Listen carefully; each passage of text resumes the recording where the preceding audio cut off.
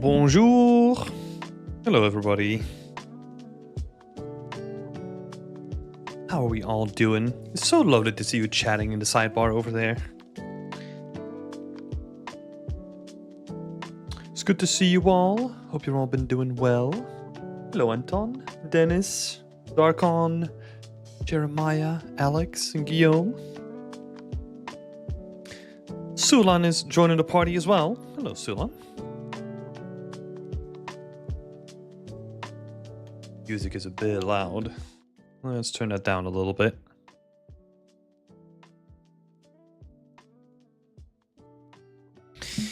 Yeah. It's gonna be a packed week because this week we have 135 images that people send in for like 21 different people, I think. So I think this might be like the busiest Whip Wednesday that we've ever had. So we're just going to be chatting for a little bit and then we're just going to be diving straight into things. Yeah, I hope everyone is doing well. Hello, Snowbat. Yeah, so as most of you will know, last week, no Whip Wednesday, unfortunately, because I was at Gamescom, which was freaking awesome. I had such a good time meeting up with like a bunch of new people and also people that I usually join up with. Join up with like each year. Yeah. So it was really good. It was really good. It was also the first time that I had access to like the actual business side of Gamescom, whereas before I only had access to the commercial side of things. But that was really interesting to see as well. It's like a whole different side of the industry that I don't really get to engage with a lot. So that was super interesting.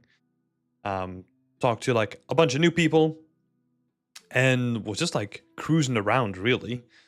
Bought like a couple of bits of merch. Well, I think I haven't put them up yet, but I bought some prints. So I got like some new prints as well, which I actually had a frame for this one, but it is broken. So this is from a German artist. Let me find her name actually. I think it was Sarah Buchholz.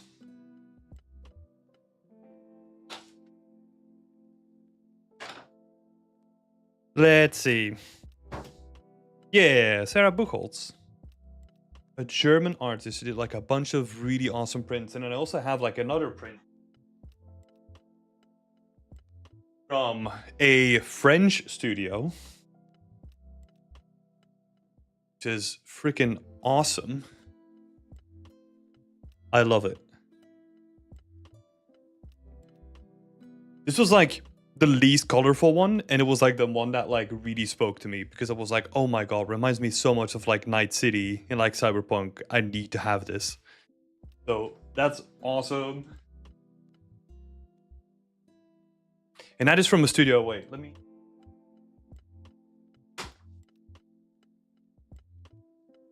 Damn paperwork. Oh, here we go. By Heimei Studio. Let me show it to the camera as well.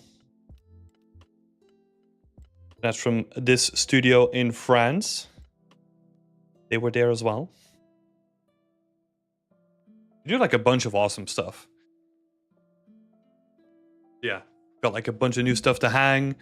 I've kind of redone like a little bit of the corner over there. So we got like the big print. That was like this wall first. Kind of moved it over to that wall. And then we have like the games that I worked on that wall as well. Then I'm probably going to hang like a bunch of art like behind my desk. Just so that I can get constantly inspired. But yeah, honestly, that's the main reason why I go. Well, not the main one. I would say the main reason is to meet up with people and just get to know like a bunch of new people and to talk to people, right? And then the second reason is just to check out all the merch and hopefully like support some artists on the way up as well, which is always really cool. Yeah, but I had a really, really good time. The meetup itself that we organized this time, it was a little bit more on the down low because I didn't really advertise it all too much. So I think there were like 10 people, which was still a good number. You know, I was actually glad that it wasn't like let's say 30 people or something like that. For this time around though. For next year, we still need to organize some stuff, but I was talking to some people that I hang out with like every year, and I was asking them if they wanted to co-organize something, and they both agreed. So we will have something going forward for the next year, which I'm freaking excited about. Yeah, so keep your eyes and ears peeled for that. I'll share more updates as soon as we have them, but it's gonna take a while. I'm sort of expecting to get together with them like early next year. At the earliest, I think, to start organizing. Yeah. Hope you enjoyed this year's Gamescom. Yeah! Yeah, it was really good. It was really good. If you've never been, like, I would implore you to make a trip because it is awesome. Went to EGX last year, right, for like our first meetup that we did. Probably not gonna go back to EGX. I feel like EGX is like on the way out. That's also why currently EGX is kind of merging with like Comic-Con, I think, as well. Which I don't know if that's a good thing or a bad thing. But yeah, maybe I'll do Develop next year. That looks really interesting. And then definitely Gamescom, for sure. But yeah, it was awesome. It was awesome. Yeah, honestly, that's most of the stuff that I did. Just like hang out with a bunch of cool people and talk to like a bunch of interesting people that I've never met, you know? Just people that they followed me, I followed them, like kind of really interested in each other's work, and then we finally got to talk to each other, which was freaking awesome. Hello, Thomas. And beer? Not too much actually, Daniel, because honestly, it was pretty hot, and I don't really like the beer over there. I know this is like one of my stereotypical Belgian takes, but yeah, not a big fan of German beer in general. I've always been spoiled, you know? But yeah, it was awesome. Okay, like I said, we have a bunch of people to get through today. So I think in a window. Let's hope the neighbors don't make too much noise. And then we're gonna kick it off because there's a bunch of people for today.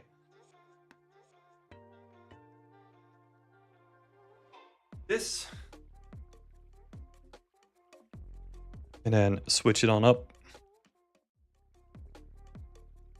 Let me see. Do we do this one or this one? I guess we could do it this way. That's fair. Yeah. I don't know. Like, it was nice though. Like, usually we had like a couple of really good pizzas. We had some a really good steak as well. It's just the atmosphere was really nice, you know, like especially around like the riverside. Oh, it's so cozy, you know. It's so lovely. It was also really warm. So we went there. It was like 30 degrees or like 27, 30 degrees like for most of the week, and then we come back and it's like freaking raining over here, like 20 degrees. So it was like the UK saying like, ah, welcome back, you know? All right, cool. So for people that are new here, first of all, welcome. This is my weekly session where I basically talk about people's work and try to give them feedback if they wanted to. So people in the Discord can tag up their work for feedback, and then I'll give like feedback. So if you're interested in that yourself, this is like a members only thing, so you will need to sign up for that. But if you have any questions in the meantime, or if you have any questions or any remarks, or you wanna share your own feedback for the people that you see on the stream as well, that is more than welcome. So feel free to share. Oh God, Luke, I have no idea what the conversion is myself either.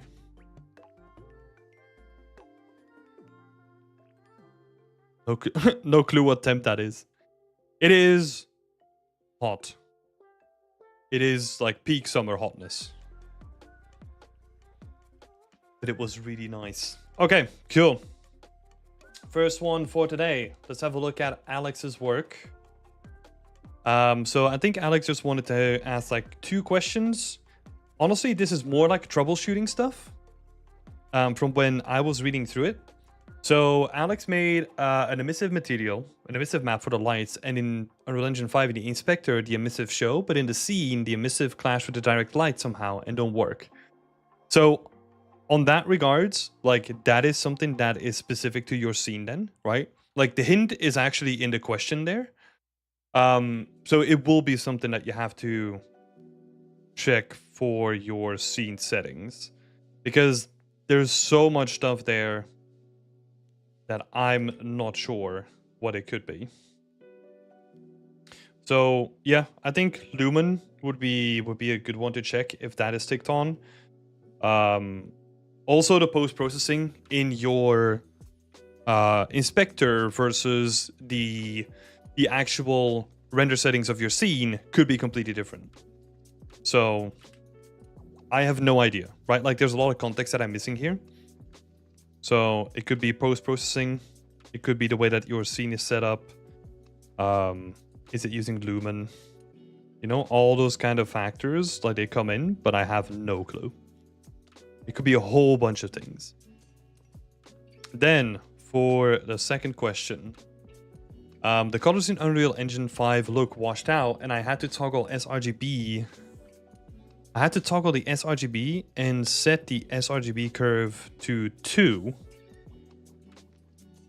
Is there a proper way to export them from Substance so that the colors show right? So, first of all, when it comes to this, let me think. It's been a while since I used Unreal. I think you only need to tick on sRGB. God, what is it again? I think you need to tick it on if you are using the individual... Oh no, you need to disable it if you want to use the individual ones, right? Like the individual maps in each individual channel. So, there's something not right there in your, like you're saying, your export settings. I would have a look at what your post-processing is set to in Substance as well. I know that Substance now is set to ACES, right? So look into your LUT, your color lookup table, and make sure that it's set to ACES, because ACES is the way that Unreal renders its scenes as well. So if you want to get close parity, you need to set this to ACES to be as close to Unreal Engine as you can be.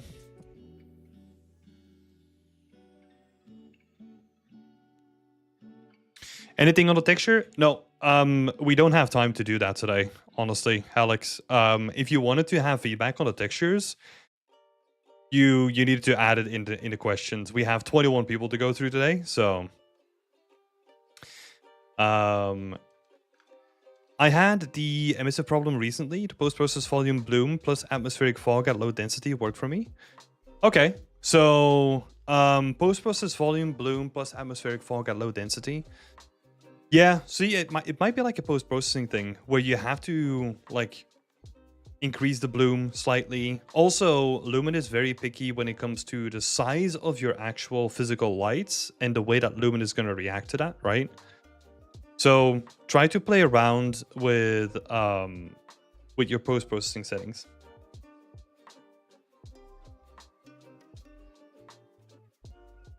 Yeah, that would be one thing to look into.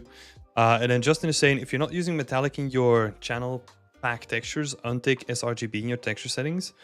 I would not do that. Like, I would just leave that ticked. Wait, or unticked. God damn it, I keep messing this up now. Remind me, people, like, do you need to untick it on an sRGB map? On a channel packed map? Kind of forgot.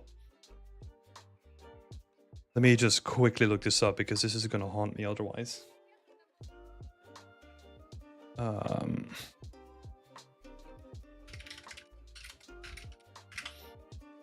Like I said, it's been a while. Texture mask, creating a texture mask.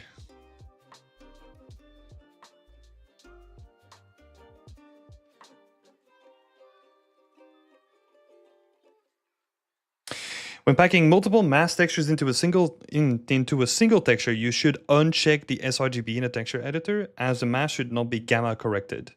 So whenever you're using mask textures and you're packing them into like a single texture, right? Where you're doing like channel packing, you should have the sRGB thing unticked.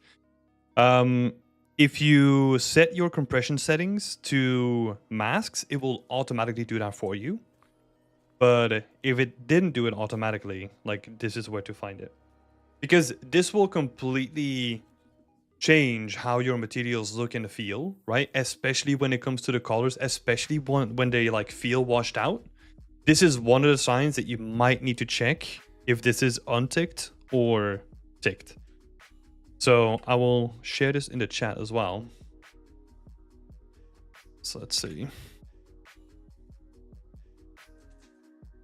So feel free to check that out as well. I always untick it on a packed map. Yeah, you should. Thanks, everybody.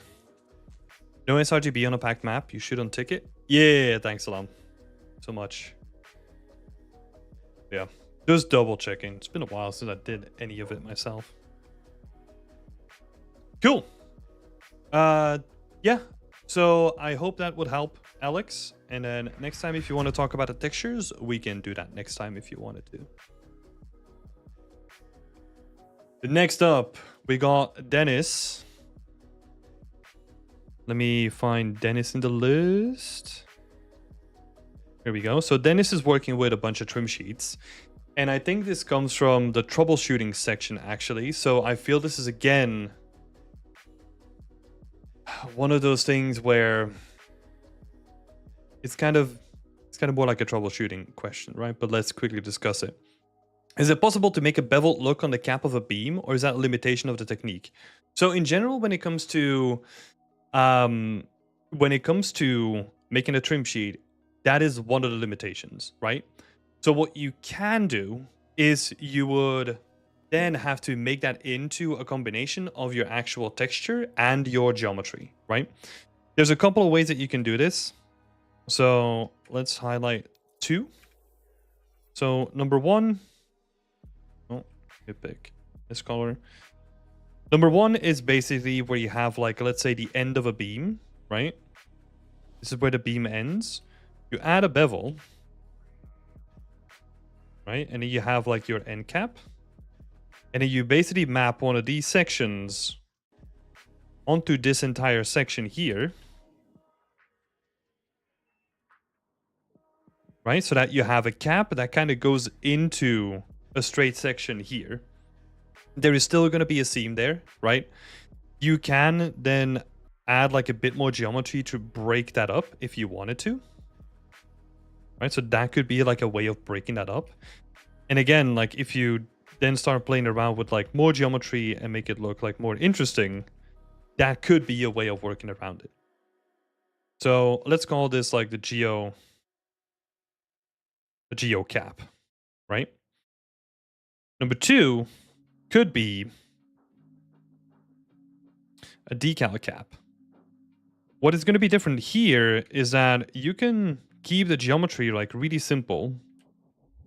Well, let's say something like this, but then you're going to have to dress it up with like a decal that goes on top of it, right? So actually pick a different color for this one. So now the decal would come on top of all of this. And a decal would be, you know, like your end cap. You can still reuse your end cap if you wanted to, right? So that would have like the wooden knots and like all that kind of stuff going on. And then you would have like a trim section basically that has like a bunch of damaged like edge stuff. And if you then wrap this around this guy, you have like a cap that you can just slide over the whole thing, or have like a skirt even, right? It doesn't need to be like a full cap. It can basically just be like a skirt, because all you're doing, because we have the beam information and we have the cap information, we're just missing the transition between the two, right? So if we look at it from like the front view,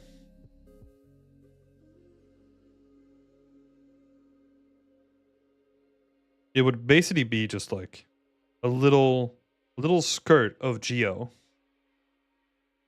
that goes over the whole thing.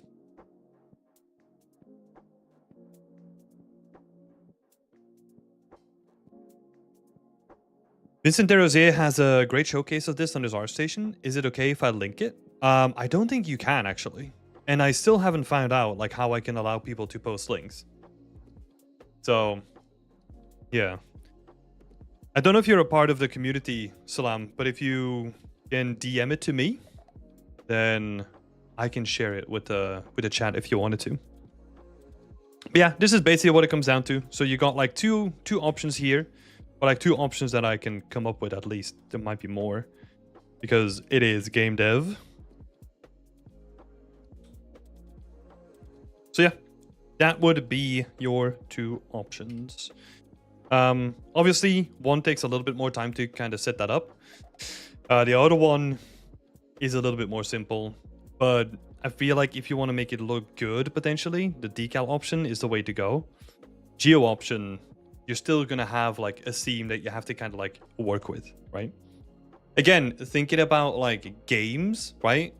Games will probably go for option one because the amount of detail that you're going to get out of using the technique versus the amount of time it takes, like, it's crazy to do that on like a game perspective, right? Unless you get like really close to things. But yeah, I hope that helps, Dennis.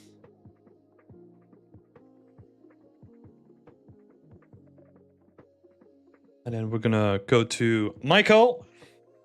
Michael Carville is working on a cool little project. Let's have a look here. Nice little condensed scene that I'm seeing here, Michael. So this is looking good already. Let's see. Posting my first whip here. Oh, thank you so much. Thanks for posting it and for participating in Whip Wednesday. It's lovely to have you. So things I am not sure about. Prompts. Example for example, like books to sell the idea that it's a place of learning.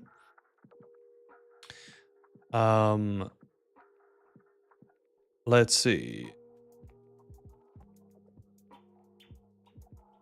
To sell that it's an idea of learning, maybe scatter some books around or left on a bench, but I'm blowing up the scope and taking away the focus from the hero piece. I don't think so. Like, it depends on how you make the books, right? Where did you send it, Salam? Did you send it over Twitter or something? Because I am not sure where you posted it. I'm not seeing anything.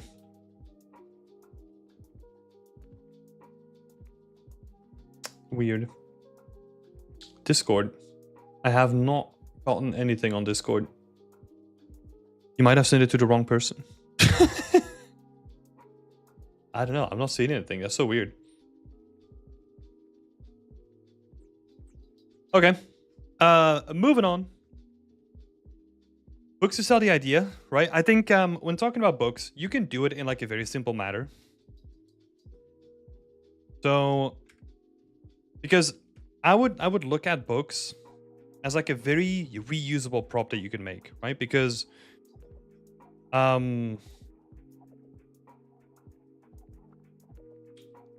all you need for books is like different sort of covers and then just like generic page stuff, right? And with pages, I mean maybe one or two full pages and then just a side of a book, right? So what you're making is basically you're building like a little kit that you can just build like a bunch of books with. Building a bunch of books are like, they're really reusable. And then if you can then on top of that like add some other let's see. If you then get it into the engine, right? I feel like I'm losing my words today, Jesus. If you then get it in the engine, it allows you to then add like a bunch of color variation with those covers as well. So you keep the covers neutral and then you just do all the coloring inside of the engine and you get like almost infinite variation, right? Because now you can like make a really thick book or a really thin book or a book that's open, a book that's closed. Like you can do all kinds of stuff. And then you can make that like a nicely packaged, like single texture kind of affair, right? So it's really optimized as well.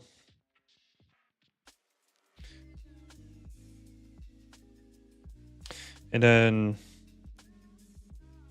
binder, all that kind of stuff. What could be, if you really want to make it cheap, you honestly don't even need to make books, right? You could make scrolls, because a scroll is just a rolled up piece of paper. And you can make like some really nice structures in the back where you have like I think Assassin's Creed has like in which one is it? In Origins, I think they have like massive libraries where you have like those cupboards that have like a hexagonal pattern that are just like stacked full of scrolls. You could do something like that in the back as well, and then have like a bunch of scrolls just laying on like the tables and all that kind of stuff. So if you're really worried about time, that could be a way of saving you some time too. So scrolls could always be an option. Let me see.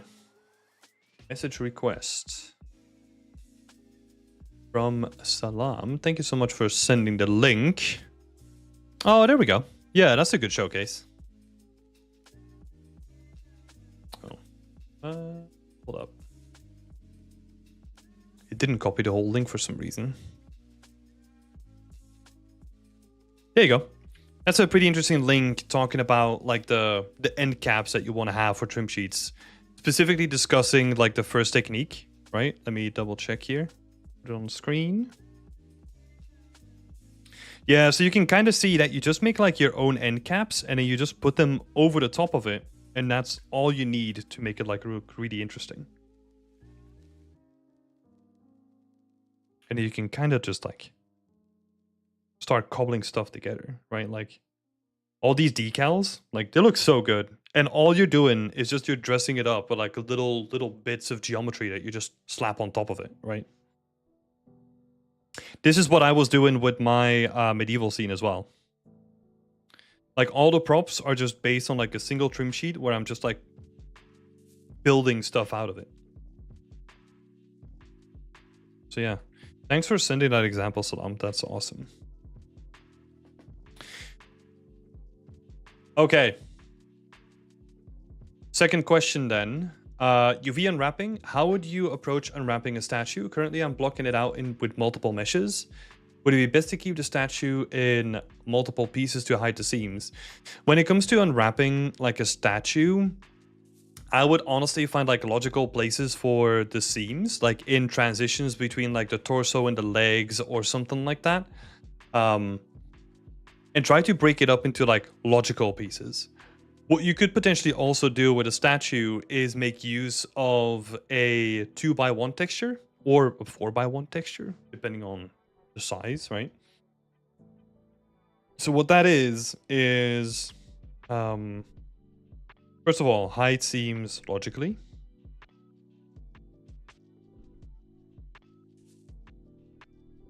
You could have like, I don't know, like a seam here, and then maybe the shoulders, that could be like a seam. And then you could have like a head seam, right? And then maybe if you need to, you can like cut it up here as well. Maybe the hands as well. Something like that, where it makes sense for the transition to happen from one thing to the next. That's where I would put the seams in your UV map as well. Then, so yeah, once you did that, I think you should be in a good spot. What are we talking about again? Oh, yeah. Like the 2x1 textures, where basically your standard texture is, let's say, 1K or 1024 pixels, right? What you can do, though, is you can have a texture that is 1024 by 512, for example. Because if you're working with like a really long statue, right, you might find a way where it's like, hey, I'm having like a lot of really long stuff, but it makes more sense to like unwrap them in a different way. I don't think you need to for a statue like this, right? Because if you're gonna cut it up, you can like make it match into like a square again. But that could be a potential option if you want to use that in the future.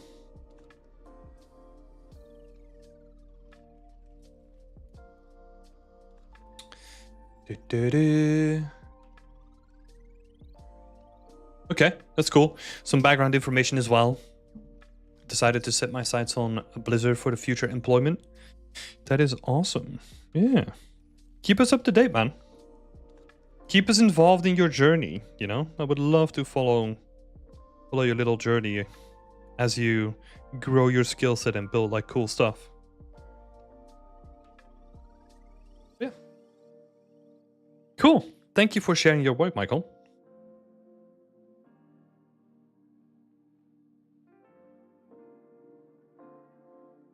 And next up is Andy. Or Sulan over here.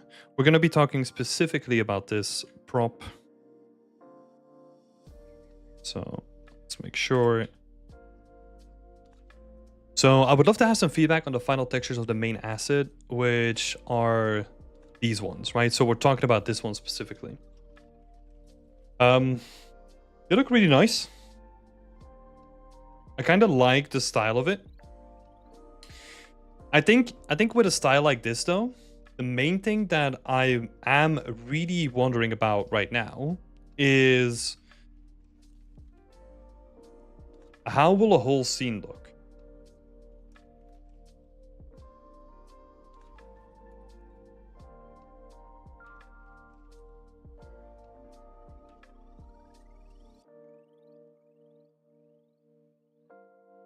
Right, that's the main question that I have now. I know you're probably wondering the same thing, but that's probably going to be the next test that you have to do. Because if everything is going to have like this amount of detail and this amount of like splotching and like painting to it, it can end up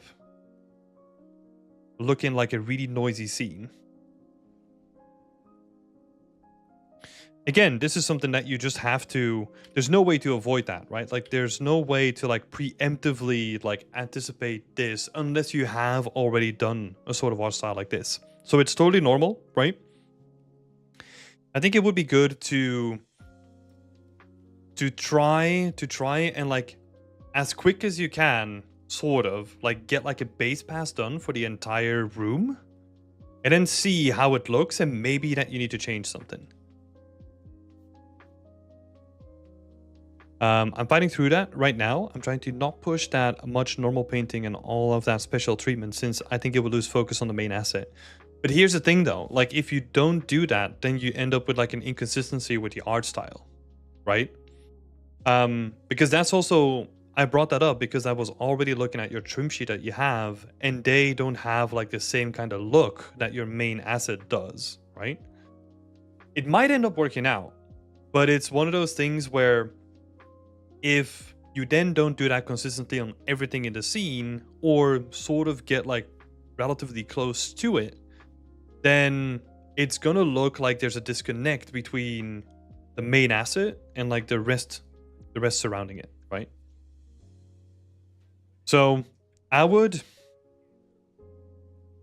very common technique is where we then benchmark, right? And benchmark is like it's like it can be used as like a very broad term, but like in this specific situation, what I would try is try like a section of your scene, right? Like the table, a couple of books, all that kind of stuff that's going to be surrounding it, and then see how it looks and then adjust accordingly, right? But a benchmark is usually because there's so many questions that you're not sure how things are going to work out, and that's usually why we do one, right? To clear up the questions that we have.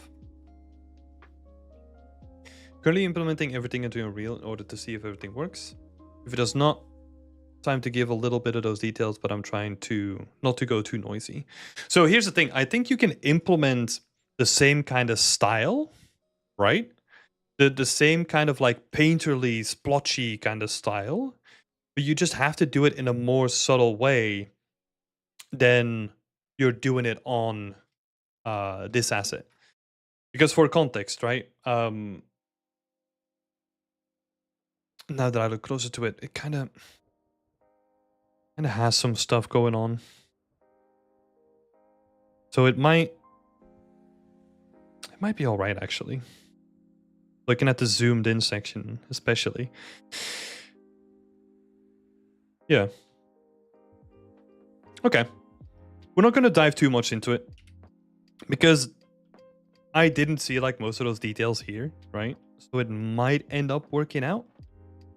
But there's only one way to know, right? That's where we have to test stuff. So keep it on going, and then we'll see how it's going to work out. This is the fun part, right? There's totally nothing wrong with this. You're not doing anything wrong. It's just the way of working with something new, right? We're experimenting, we're exploring, we're like moving our boundaries. That's where the magic happens, you know? Also, a lot of it is tiling, so I don't want to be too noticeable in order to not steal the spotlight from the grinder. So tiling is like very easy to solve, right? Like, I think what I would focus on is just if the style matches, because tiling is easy to solve. You can use decals, you can update the textures. There's a whole bunch of like really simple solutions to not see tiling anymore. Like, that's like a very common thing to have to solve, right?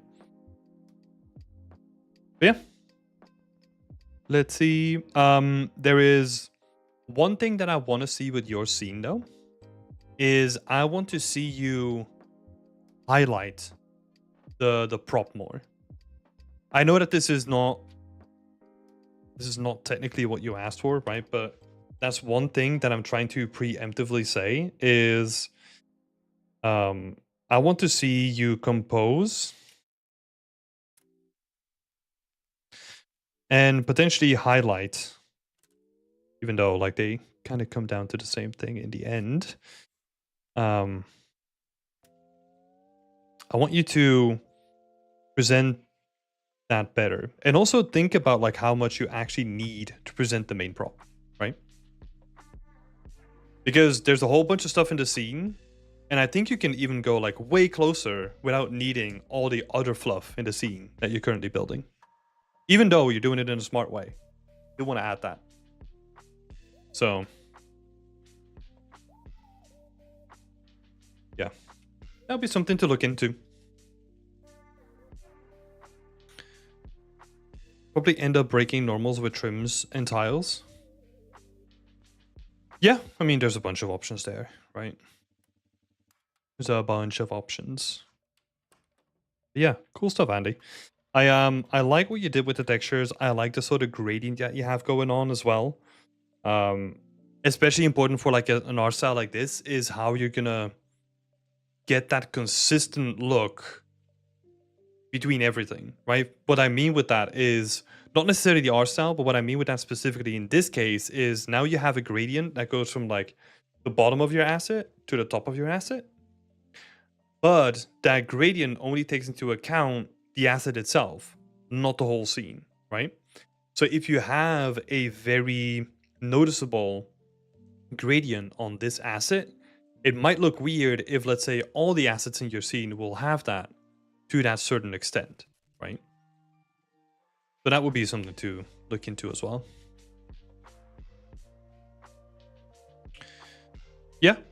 Yeah. Like I said, it's not a bad idea to like make it a bigger scene. I think you're doing it in a very smart way as well. So I'm curious to see how you're gonna do it. I think you can really use all the building pieces that you've built to kind of make it more of a more interesting composition that highlights that the coffee maker or like the section on the table is actually interesting. Be able to unplug the gradient and give that a try with lighting in Unreal. Yeah. That would be a good solution. Yeah, I'm gonna let you do your thing. Seems like you're having fun with experimenting. Seems like you just want to get stuff in now, and then like the real fun begins, right? So I'll let you do your thing, and I'm curious to see what this is going to look like next week, or whenever you have an update. So thank you for sharing.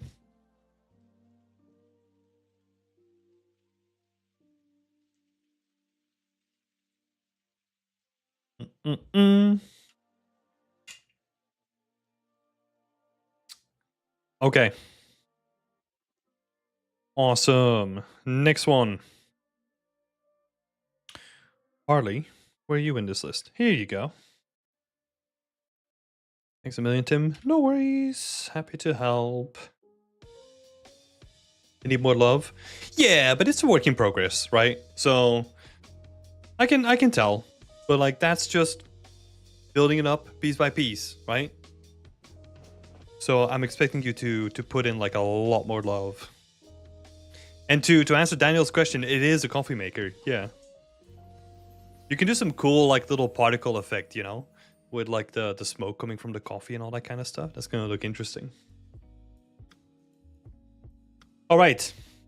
Hardy is asking a question for Wednesday if I am selected. Wait, why wouldn't you be selected? Oh, I think that's because I forgot you last time, right? So, yeah. Normally, if I'm paying attention and I'm actually doing my job correctly, you are selected every time that you tag yourself up. So, sorry about that, Harley. Let's see. I just like some feedback on anything you think I have overlooked that is obvious or out of place, or more important, what else I could do to improve my portfolio post. I'm planning to do some breakdowns for each shader and material, in addition to these renders and a progress GIF of the scene. Okay. So let's see.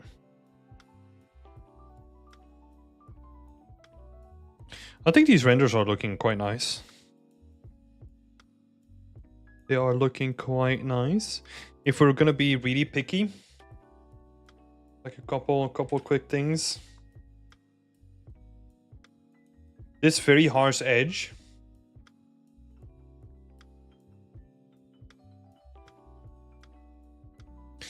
That would be cool if you can break that up as well.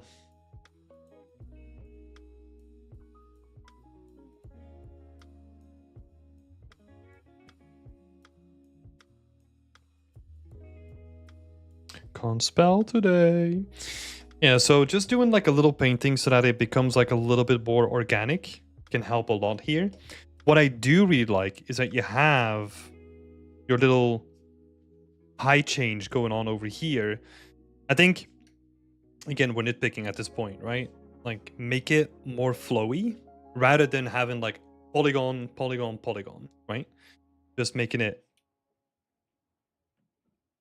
more smooth, like smoothing the transition.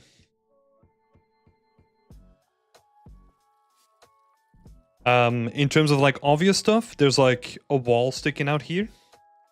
I honestly think that might be like your wall that's missing from the other side for some reason. I don't know what happened there, but like there's this weird wall just sticking out here, which looks interesting.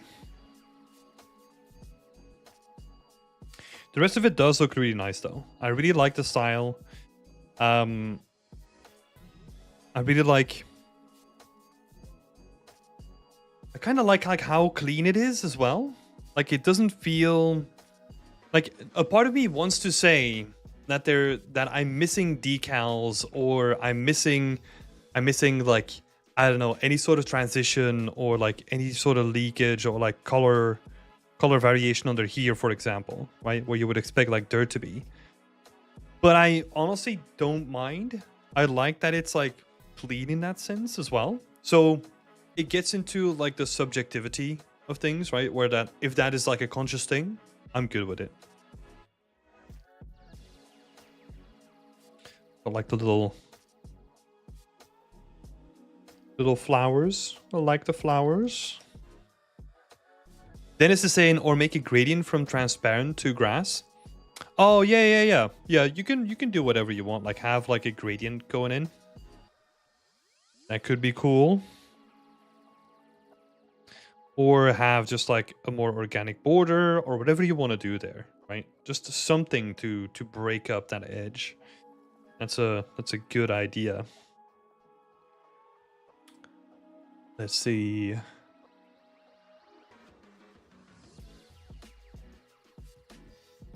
And then I'm just looking through like the thread to see what else has been posted. Working on like the presentation for the materials. They look quite nice. Let me show them off here as well. So got like a selection of nice materials. I like it. Like the background, if we're being again really nitpicky, like you could maybe make that even more subtle than it is now. But I like that you have like sort of like a variation going on with the background, right? It's relatively simple stuff, right? Just having like a render that you already have made for your environment and just slap that behind it and blur it.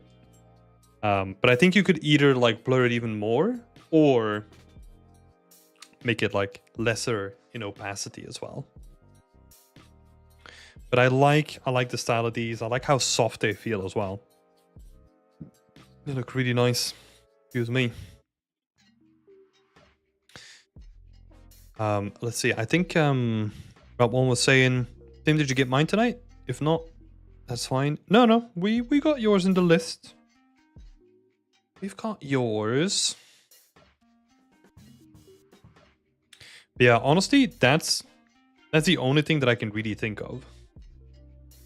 Like immediately. The rest of it looks nice. You got like a little vignette going on. You're planning to do like a bunch more stuff to it and like adding your name and all that kind of stuff to it too. So I think we're in a good position.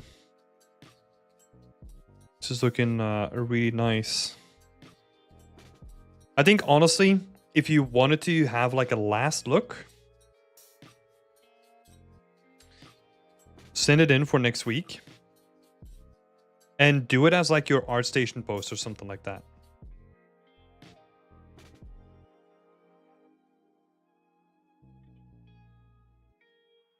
More of a suggestion, right? It's totally up to you.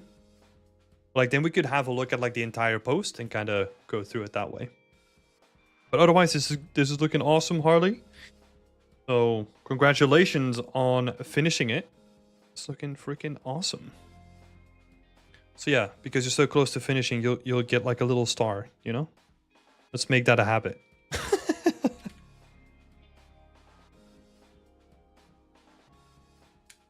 Cool. Thank you so much for posting your work, Harley. Moving on to Justin next.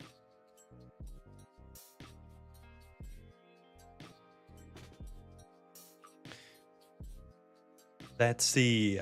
Main questions are overall feedback on the texturing of the model in Painter. Okay, so that's this guy over here. Let me do my little setup here.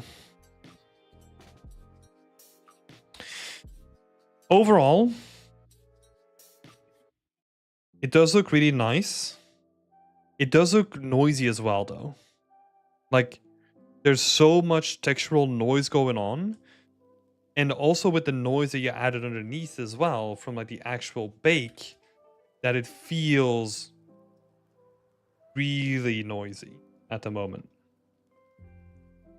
One way to help that is to actually take a look at something like this, right? And gamify it a little bit, where you push it to the extremes. So what I mean by that is having like the oxidization happen in like certain areas and then not in certain other areas, right? So let's say you have like a region of like oxidization and then probably around this way as well. But then you would have like no like areas where there's like no oxidization again.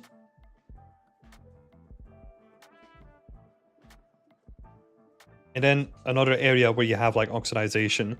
Maybe this becomes like really noticeable. So you will have to like use your gut and kind of see how you can break up the two, right?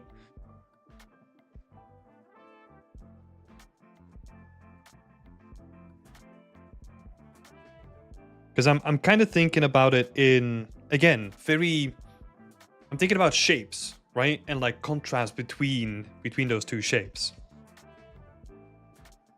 Where all the stuff is red is just oxidization. And the rest of it could be like less oxidization, right?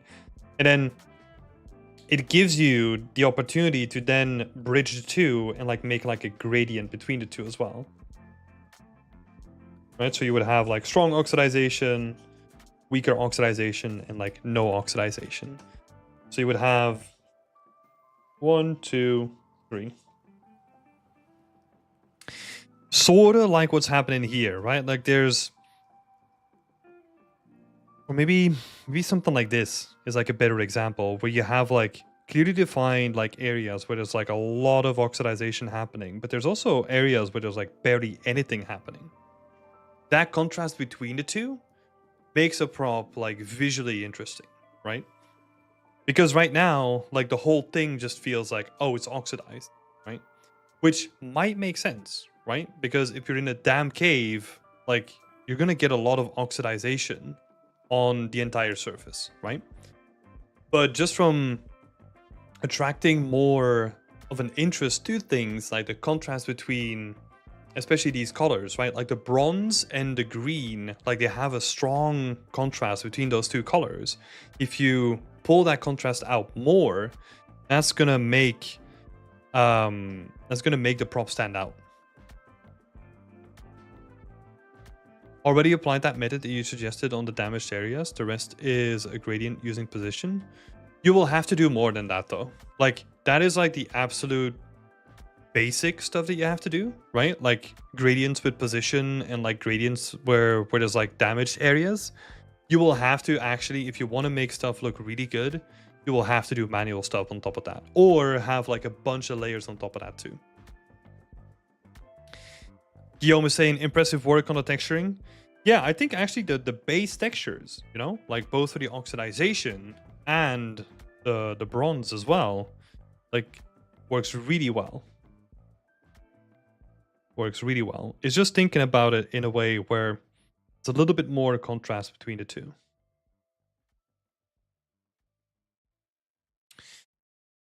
Cool. So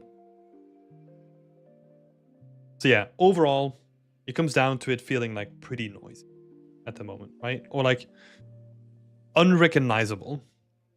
Or like maybe unrecognizable is like not the correct term that I want to use, but it kind of just blends everything together. Also, and this is more for like next time, right? So you don't have to like implement this time. But if you know that you're gonna have a damaged bell that is gonna have like a lot of oxidization on top of it, then it could be a good choice to go easier on the actual details that you're gonna bake onto the model, right? Because if we're then looking at like the whole asset, what is happening then is that we're adding noise by having all those like ornamental details, right? Which look great. Like this stuff that you added on here, like the ornamental details and like all the little bits that you added on here look awesome. But if you then also add like more texturing detail that's going to have like normal information on top of it, and then also more oxidization on top of that still, like it makes it really hard to read. Especially when you want just to focus on like the smaller details, right? So that's also like another benefit of having it more contrasted in certain areas, that you can bring back those details that you've kind of lost by just adding like texture upon texture layer on top of it. Yeah.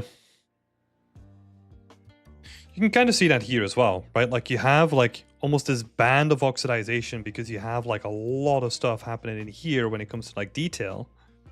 So all those surface transitions, they're going to be capturing like water and moisture and all that stuff way better than like the flat surfaces, right?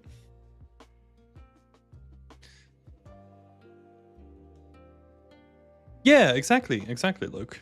Like, for no other reason than I like the material, than I like the bronze. Separating the oxidization gives you a chance to show off the base model really well. I think so too. I 100% agree. And then Daniel's saying, great progress. I love it. I do too.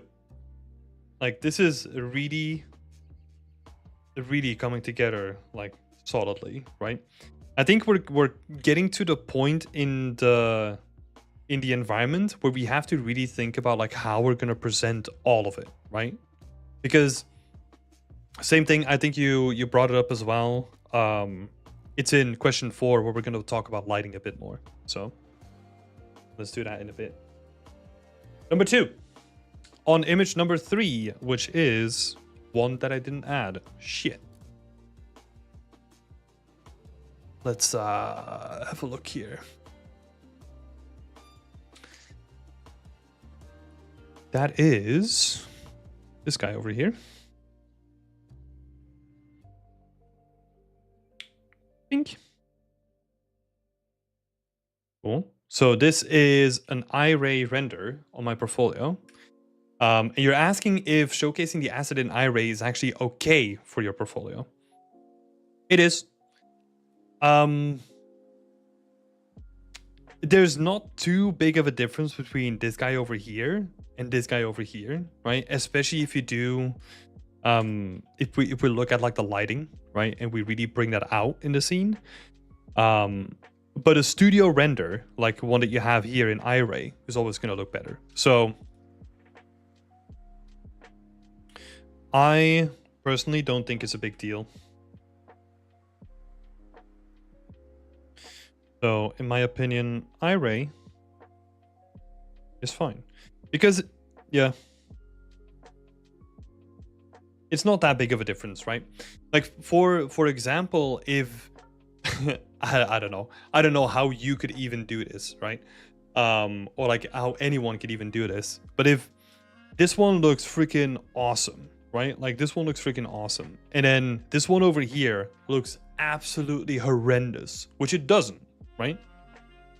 Clear statement, it doesn't. Then maybe because of the difference between the two, it would be like, oh shit, like I wouldn't show that off and try to increase the quality on like the worst one, right? But the difference is not too big. Sanjeevan is saying everyone's work is so overwhelmingly good. I know, right? Like people are doing freaking awesome stuff. So yeah, I would say iRay renders are fine. Thoughts and opinions on the hero assets in engine renders. Where you present them doesn't matter. I don't know if you're specifically talking about this guy over here, right? Or just as a general concept, having them rendered inside of Unreal. If you're talking about rendering stuff in Unreal, the renderer at the end is just a tool, right? I think whenever you're presenting game art assets, it just has to be like real time. I know that iRay is technically not real time, but just for a prop presentation, when you're doing it in conjunction with like a bunch of stuff in Unreal, it's fine. If you're only doing iRay, then that might be an issue. So as long as it looks good, it doesn't even matter what it's in, you know, just make it look the best you can. That's going to be on there. If we then look at these renders over here, and specifically the one that you sent over here, they kind of suffer from the same issue,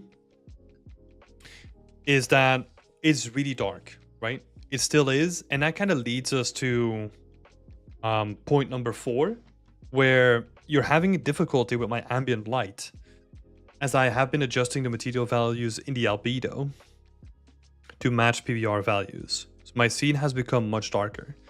Any suggestions how I can match the lighting in the same way as my refs, or recommendations in tutorials? So, I mean, the main thing that you have to do here, if you want to get more bounce light, is you want to increase the intensity of the source light.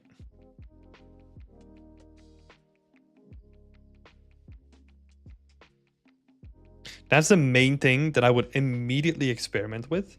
I know that you're kind of going for like a really dimly lit scene, but even in the ones that you have, right? If you look at the light up here, it is still pretty bright, you know? So I would try to mimic something like that, where you already have something like that coming in, right? Like I would honestly, oh god, increase the light intensity by 150% or 200, and then like work your way down again, right? To just see what the impact of the scene is. Because I know that we've brought this up like a couple of times, and obviously like your materials have come in since then, so that's going to completely change how the scene looks. But I feel your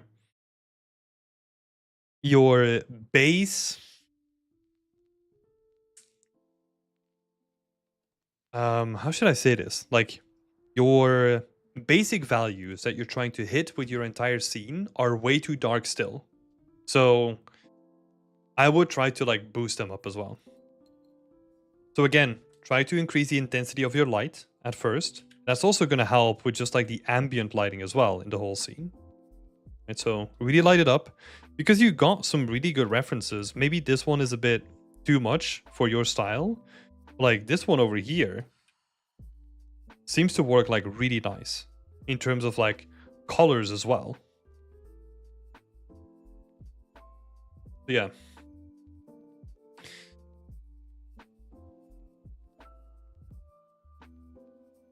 Let's see. Was there anything else? Any suggestions how I can match the lighting in the same way? Yeah, I think honestly with this one, it becomes just increasing the intensity of the light and then seeing what you can do with that. And then maybe if that doesn't help, you could potentially look into post-processing at the end. But I would really look at trying to get your base scene in a good position and then do like the final wins with post-processing, right? So the way that I would do this is like your scene setup should be good, right? Or like, let's call it like presentable.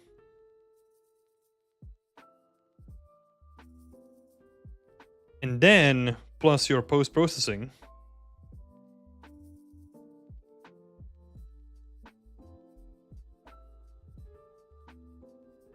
you can make it amazing.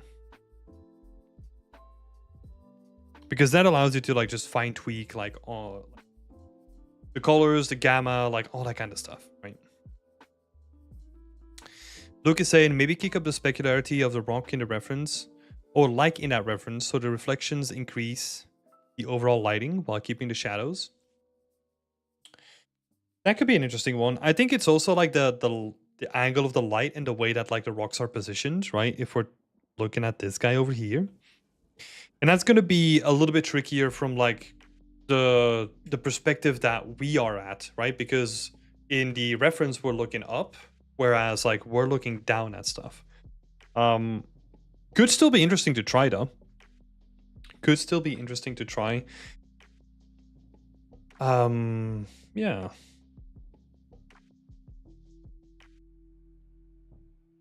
Yeah. Honestly, yeah. I'm kind of imagining in my head that you could almost have selective, because I think there's still water behind it, right? You could almost use that water and just have like decals of water that you can just like splash around in the scene yourself wherever you want like roughness to like really kick up, like how much light is going to be spread around, right? So especially around like this area, you could almost do like a pass with decals that maybe you could use that to like highlight certain elements, right?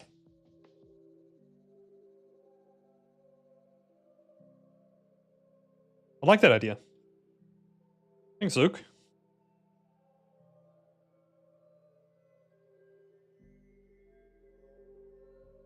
Post-processing will be my last resort. Yeah, it shouldn't. It should be your last resort. You don't want to be doing that from the beginning because then you're basically fucking up like your entire stack, right? Try to get the lights working at first and then do something creative, right? Like creative as in hey, I'm not sure how I can bring like more roughness into the scene or more light into the scene, and it's where you as an artist have to think about like creative solutions to that problem, right? So my solution, or like, well, Luke's solution basically, was to increase the reflectivity on like stony surfaces, right? And then based on that, I was like, oh, maybe we can do something with the water as well. But they both basically do the same thing, right? Like trying to increase the reflectivity of certain surfaces so that we get like more bounce and more reflection into the scene in general.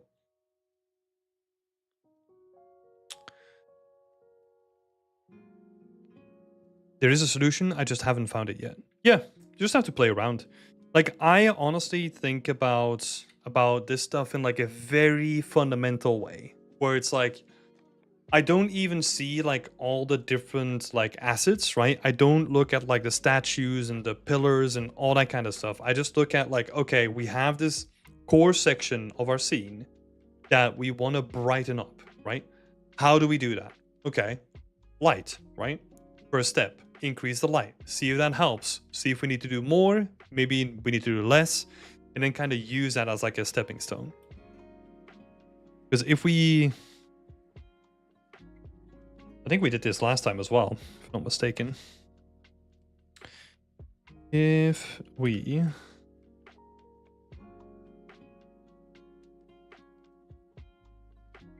Right, just like a couple...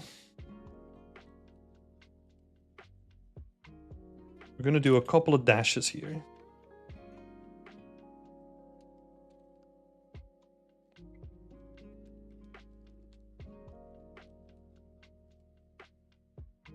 Some areas might be too strong. That's okay.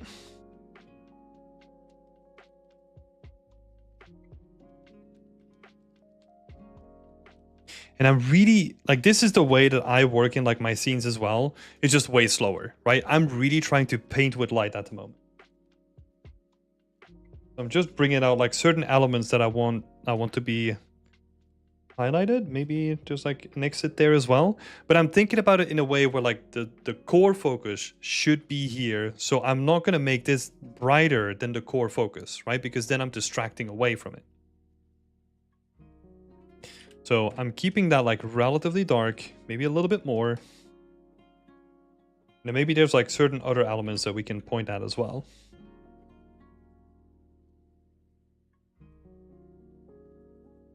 And maybe...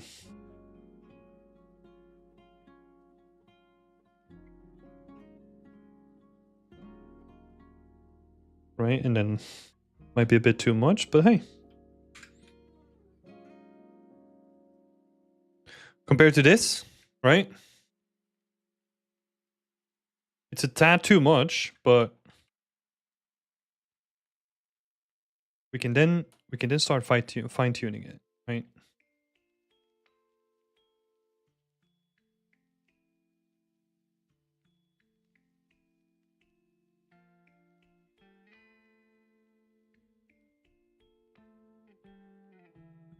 And now we have like a clear established focal point, right?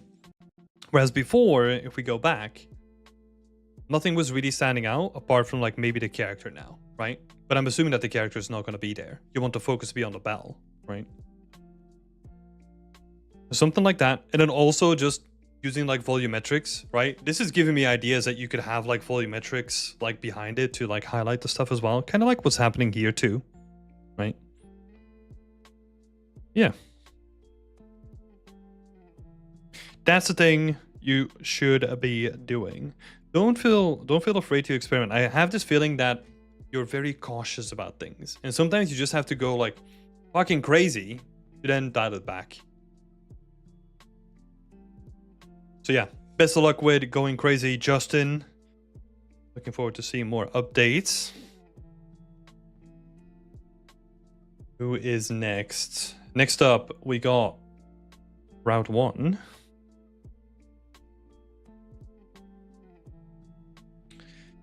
For Wednesday, just looking at the progress and what else can be fixed before adding the finishing touches. You know how I feel about like just give me any sort of feedback. So I'll see if I can point out like a couple of things, but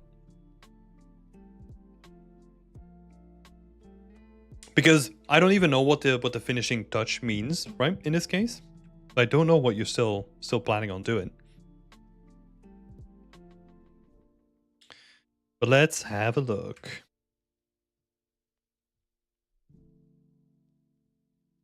First thing that I notice is there's like a missing shadow over here. Especially if you're gonna go for like the miniature look, right? Like having this like curve slightly under so that there's a little bit of AO there. Because right now it looks like just super controlled, like almost like what is it, machined surface, right? That has no difference between like the table and like the top itself. I actually do like what you're doing with the whole scene though. I like what you're doing with it. I think cool little direction that you went into. I think you're trying to sell the idea that they're like cleaning it? Question mark? I think in that case, it could be interesting to have like more water that's just spilled on the floor as well. And then maybe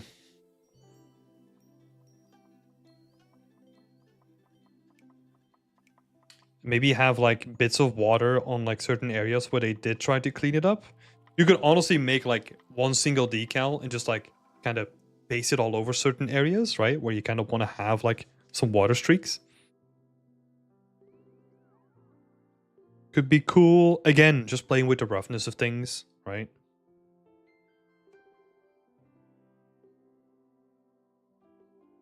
Could kind of have like a couple of decals here indicating that they've been trying to clean stuff up.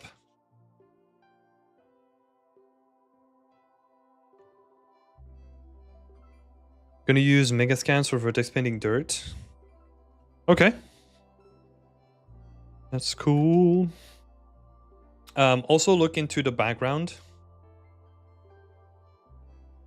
If you're gonna do a shot like this, make sure that you're still keeping with the fantasy of like, hey, this is like a board game kind of setup, right?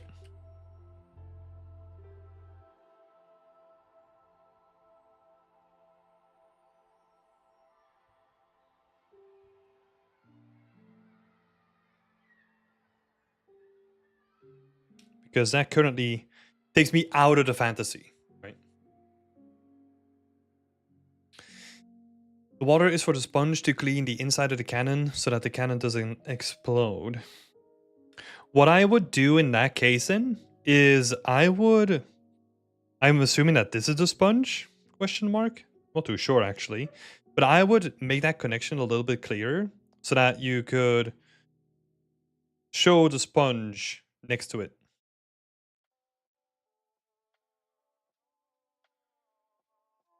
Right, so that you have like the sponge kind of just like lying on top of it or something like that, right?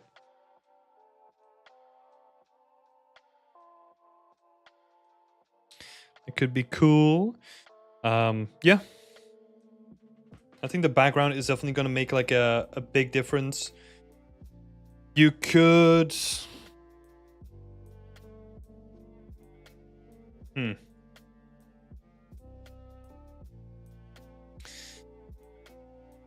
some reason my vertex painting isn't working, so I don't know if they changed that or something. Luke is saying if you're using nanite, you have to vertex paint from the model attributes menu. Yeah, I'm not assuming that you're using vertex paint, but I have no idea. It's one of those things that depends on context, right? I don't know why your vertex painting isn't working. I'm using nanite. Oh. For what though? Like the base?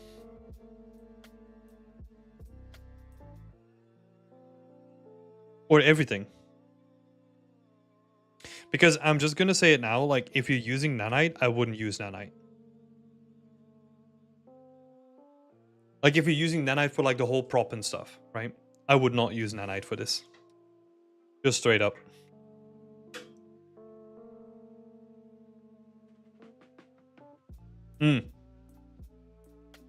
It's only for the base. That's okay.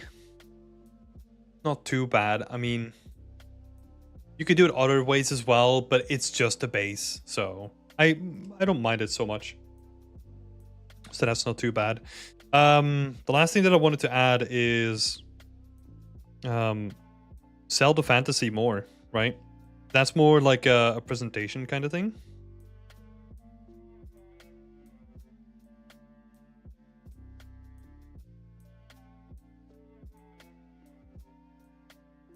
How do you do vertex paint in Maya? I can't find any tutorials on it.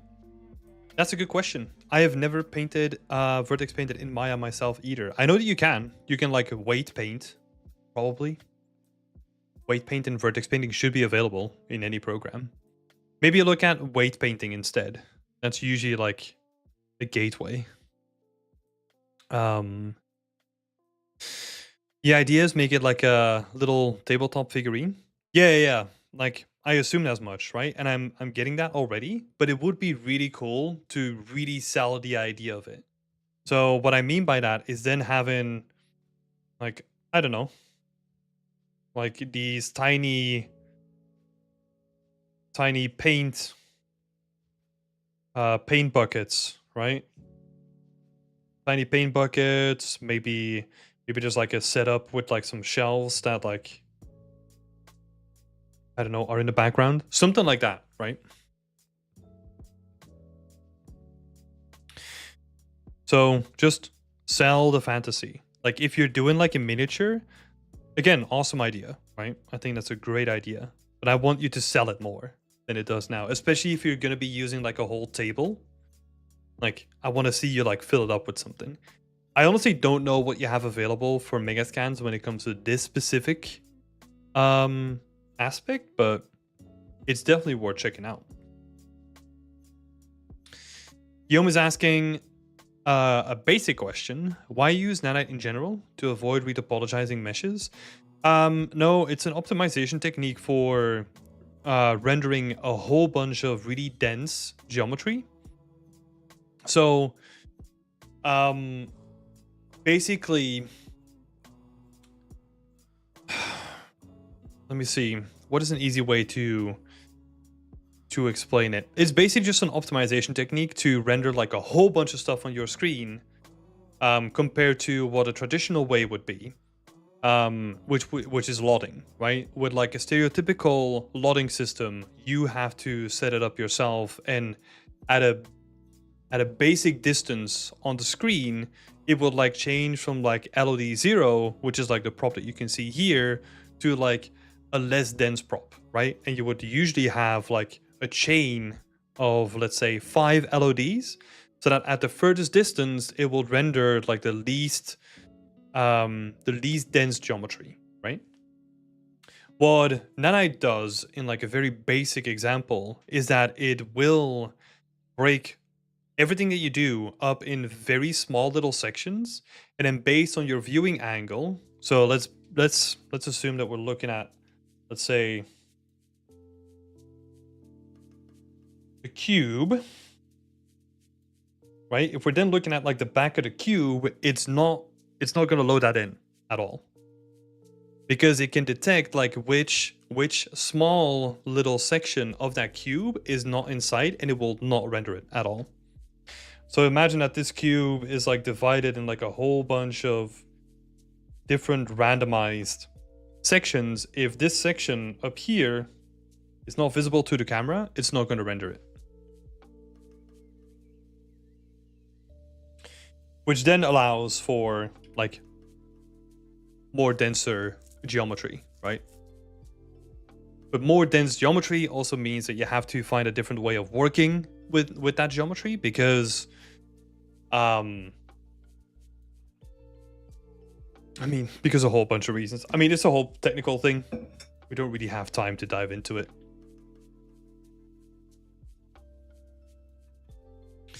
To sum it up, Nanite is just a replacement from LODs, which should not affect workflows too much from what have been seen from like the last generation of games. I feel like a lot of companies that I know that are experimenting with it now, like they will change up the workflow, because because Epic kind of touted it as such, right? Because they said like, oh, if you do it in this certain way, like you make like all your assets like way cheaper, but that was contingent on not using certain textures, right? So your will be a quick way of explaining this. Your amount of textures goes down, right? So your texture budget, the amount of texture that you need to load in, goes down, but the meshes themselves become heavier in the process. But in general, geometry is way cheaper to render and like to load in and all that kind of stuff than textures are, right? Also, when it comes to the disk size, like the actual size on your disk or like on your PC, most of that comes from textures and video assets and all that kind of stuff. So that's why if you can then not rely on normal maps so much more, right? Like, God, if you then don't have to rely on normal maps anymore because you can now just render like the raw geometry, right? You can cut out like a normal map and then do like a whole bunch of smart ways with like just using tidables and all that kind of stuff on top of it, depending on the pipeline, right?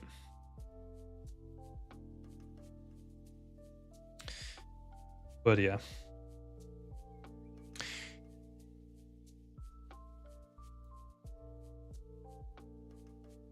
In fact, you can give Nanite too much geo and just explode. Of course, there must be a limit to it. I know the first time that I was playing around with it, I made like, I don't know, 2 million triangle fish or something like that, and I just chucked it in there and I like handled it fine. Which was actually like pretty impressive, you know? And then I just like threw like an emissive on it, and it was actually like pretty reactionary to the whole environment. It was really fun to play with. Okay, going to the next person, Joe Bates. For feedback, I was wondering about the textures and the lighting at the moment. So let's have a look. Where is Joe? Where is Joe? There's Joe.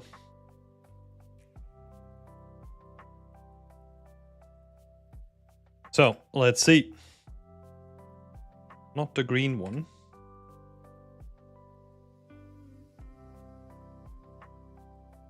So Joe is asking for feedback on the textures and the rendering as well. Let's start with the rendering. The main thing that I'm missing, contrast, or like the lighting specifically, right?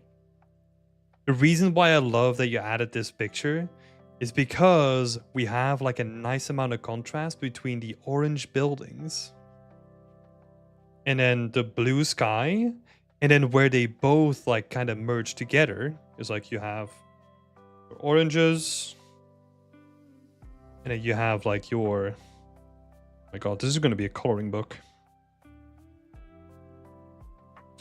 And then you have like your blues, and then somewhere in the middle where like they all blend, you have this like really nice purplish tone coming, right?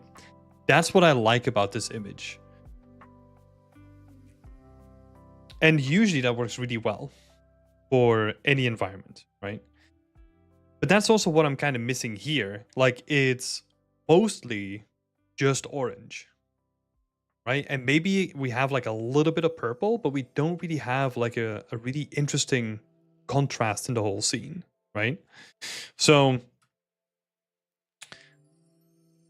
I agree with Guillaume. Gorgeous light, like the golden hour always works. I totally agree because it creates like long shadows, like really interesting play with the light and all that kind of stuff. But we still need to think about the contrast of things, right?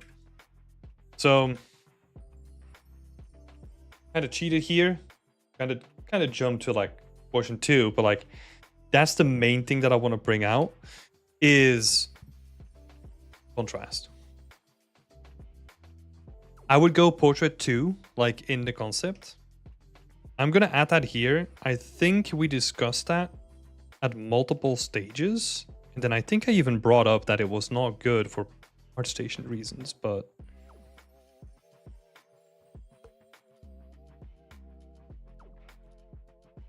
Yeah, I definitely agree. Like, no need to go for landscape if you don't want to. I agree.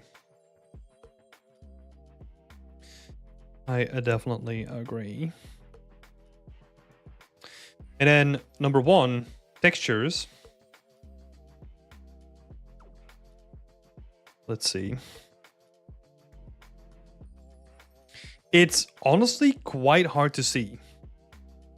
I feel like in this case, the strong contrast that you've created kind of built the visibility on the areas that you spend like a whole bunch of time on, right? This is not to say that you have to bring that back for the sake of like the nice textures that you've done, but to spend more time on the areas that are now highlighted and actually make them interesting, right? So what I mean by that is that this area is getting a whole lot of attention, but the texturing for this area feels kind of basic at this point, right? Whereas the main section here, we are looking at it, but I don't mind that it kind of feels somewhat samey because it's a little bit underlit. Right? Because one thing to keep in mind when it comes to textures is that textures and your lighting, they go hand in hand, right? And this is more difficult to control when it actually comes to your environments, compared to assets especially. But in this case, like we're shining a lot of light, like pun intended, on like the area here, and that area feels kind of basic, right? So I would spend a bit more time working on that area then, because you are highlighting it with your lighting. That being said, I would think about tweaking the lighting first, and then looking at the textures in the areas that you are highlighting through your lighting.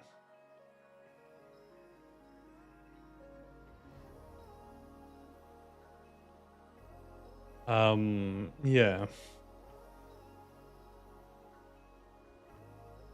Let's see. Yeah.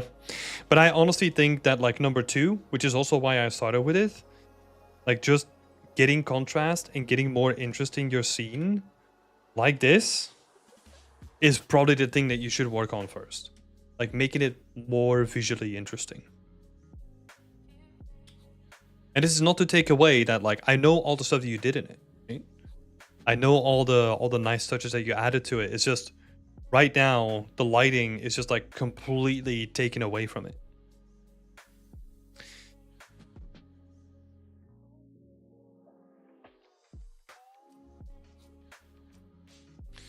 But that is something to think about. Reach out to me if you have any more questions about that, Joe. And thank you for showing off your work.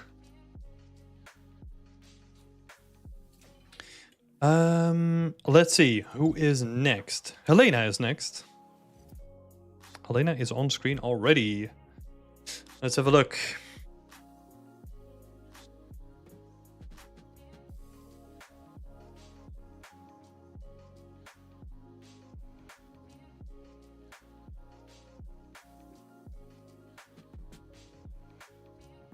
Hello, Batuhan.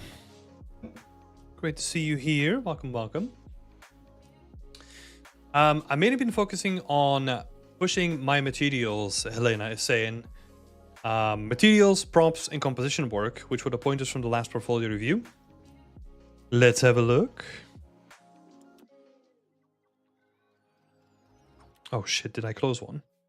I keep accidentally doing this. Oh no. We'll see. I'm working through them in order, so we should be able to spot that if we miss one. Cool. So, first of all, Helena, I am seeing like a really good improvement. It feels that the scene itself is less chaotic than some of your other scenes, right? In terms of like the structure of it, and in terms of like the composition. We actually have like a really well defined like focal point here.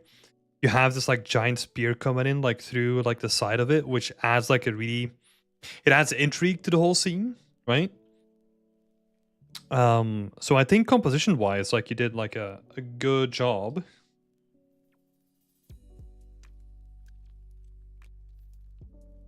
Because that seems to work really well.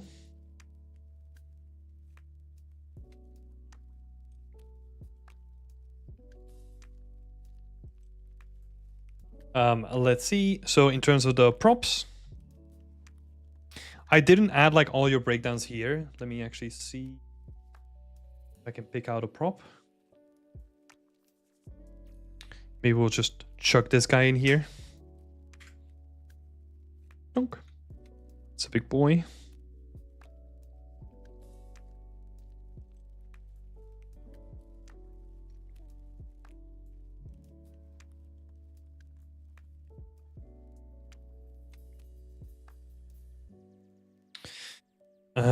Let's see. So the prop is looking all right. I think the prop is looking good, right? But also pretty basic at the same time. Right? Like there's a lot of opportunity when it comes to doing more with the actual geometry, right? Because this is supposed to be a broken bench, but then like the main elements are still like super straight. So I would really try to like break them up as well. Like you're doing a good job with having like these planks. They add like a lot of visual interest, right? I think that's already good. But then I'm also expecting like this piece of wood to just be like freaking broken at the sides or something like that, right? Like really shattered and broken. Maybe there's like splinters coming off of it as well. I know that I'm asking a lot here. Like there's a lot of work that goes into making this stuff look good. But if you then imagine like this stuff over here where you have like this blank coming up, maybe there's like a little section here, a couple of splinters, and they're just like wood debris all around. Right? Where you have like broken planks, the little splinters, and like really working that into like the storytelling of the scene, you could make something like really, really interesting. Right? And most of this stuff, I know the splinters are like something new, right? But you could most of the time just get away with that by just adding like a bit more geo. For example, here as well, right? Like you could make this like really interesting if you just have like a large cut that takes the bench apart. And then this is going to be crooked as well. Because, I don't know. It's good attacked by like a giant spear, right? So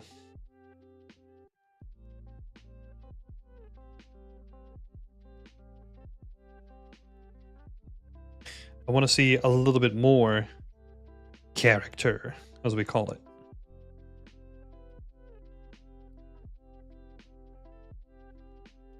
Right? So that would be it on like the prop side of things.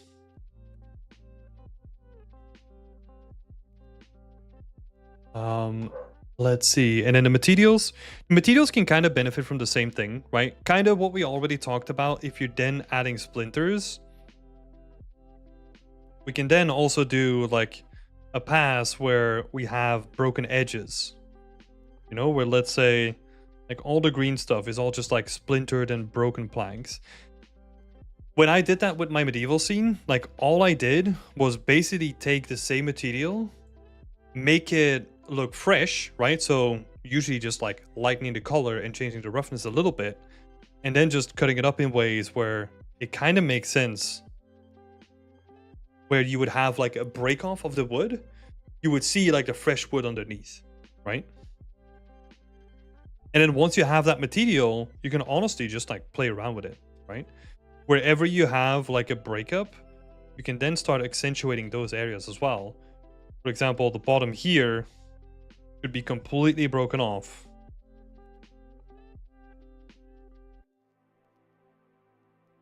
Right? And that kind of goes with the materials as well. Also, if we're looking at the directionality of the wood, right? pay attention to that as well, because we got like all the wood nerves going over here, like the wood veins, but they're probably not going to run the same way here. Right, so they're probably all going to go up or down or whatever. Right, so that we get like a little bit of variation between the two. That might just be the normal map. Let me actually look at the original picture, right? See it in.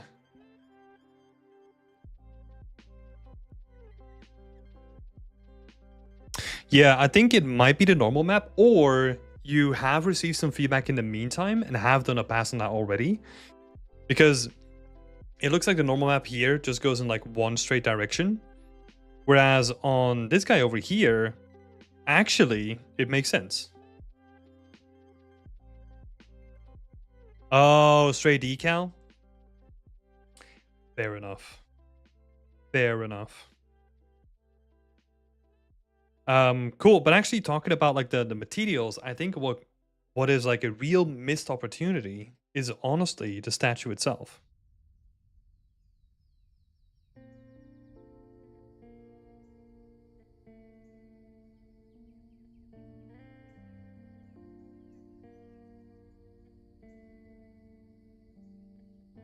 Because it misses a lot of detail.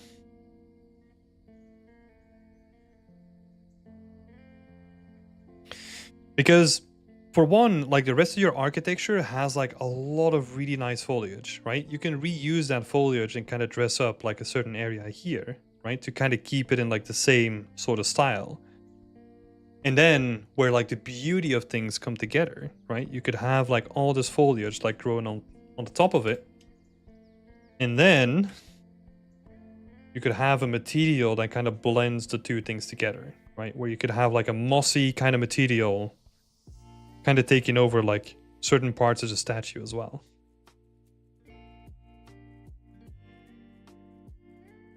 And then because we're weaving multiple things together, right? Where you have like your ivy growing on top of it and your moss and your dirt or whatever, like crawling up on top of it.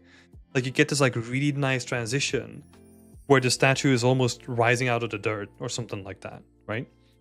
In line with the rest of your scene, right? Because the rest of your scene is super overgrown, but then this statue is not for some reason, right?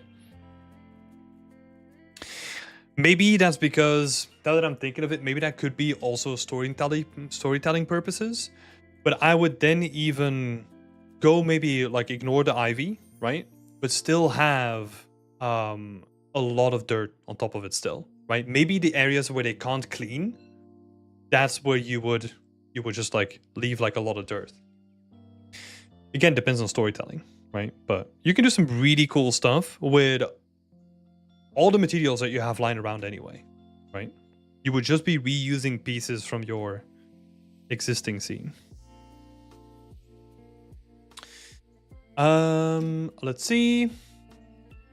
Yeah, but I think that is a good, just a breakdown.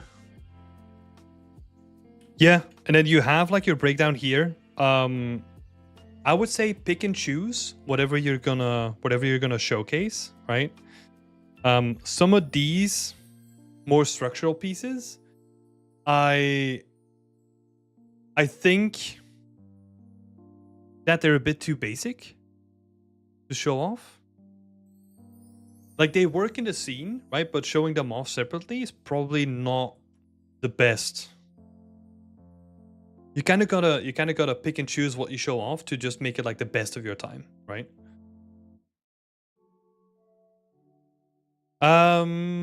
Let's see, and then the video, right? I'll get you a question in a minute, Jeremiah. Let me just have a look at the video and then. Oh, hold up! I want to show everyone the video.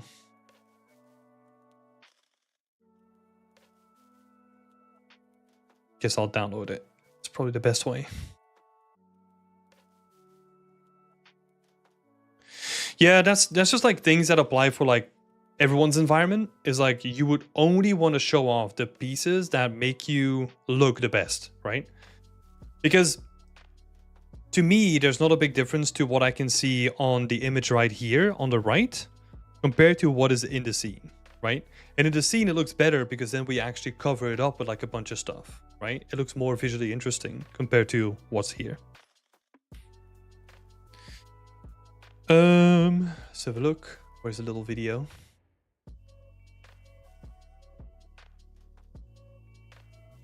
Let's have a look, see?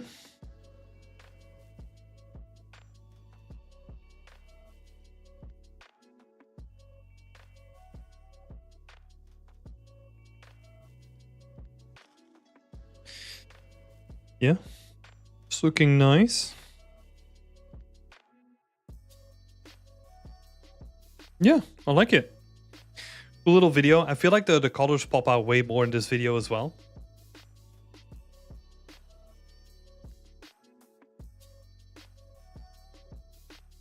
Yeah, just a God ray move in, like the slight effect here on the candles. That might be one thing to look out for, is that all the candles, like they kind of turn on and off at the same time, right? They kind of have like this very similar like pulsing going on. Just offsetting that randomly could help. But other than that, this is looking really nice. It's looking good. Yeah, this is amazing. I agree, Guillaume. It looks so good. Yeah, awesome work, Elena. Cool. Let's see. To create damage prompts is a very difficult exercise to me. I will try. Oh, yeah. Creating any sort of damage is very difficult. Like, it's not an easy thing. I have to fix the candles. Thank you so much. No worries. Like, this is a really cool scene. You're really going for it, you know? I can tell. Smashing out the scenes and, like, fucking grinding these scenes out. So, doing an awesome job, Helena. Keep it up. Keep up the momentum. Because, yeah, from what I can tell, like, especially when, from what I can remember our portfolio review being, right? It's been a little bit. This is already, like, a really big leap in terms of, like, the asset quality, right? And just showing them off separately as well is also going to be really cool. What I would say, think about the presentation of those singular assets as well, right? Try to make them interesting. Maybe what you could do in that case is do like a prop showcase where you have the center of your environment, clean that up a little bit so that it's like you still have like the broken stones and all that kind of stuff on the floor, but then you kind of use that as like a pedestal to do like a prop showcase or something like that. So just making it like visually interesting compared to like just having it on like a black background, right? Yeah, I'll leave it at that. Thanks, Elena, for showing your work. And best of luck. This is looking awesome. Let's see, where we at in the list? A few people to go still. Sick idea, honestly. Yeah, I mean, it doesn't have to be that idea, right? That's just like the go-to. Because you've already made such a beautiful environment, might as well like reuse it, right? But you can do anything that you want. Let me actually sit down.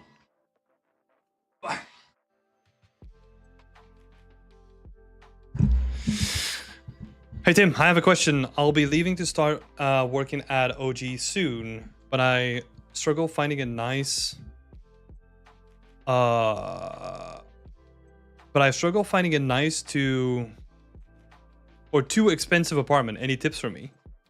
Move out of the city. Or earn more. I mean, yeah, it literally boils down to that. Like, well, there's a third aspect, right? Is like, look at your living standards, right? Like maybe they're too high for the country that you want to live in. It's not a secret that like if you want to live in the UK, that your living standards are going to be way more different compared to the UK. But yeah, it's not easy. I had to live in like a couple of shitholes as well when I was just getting started.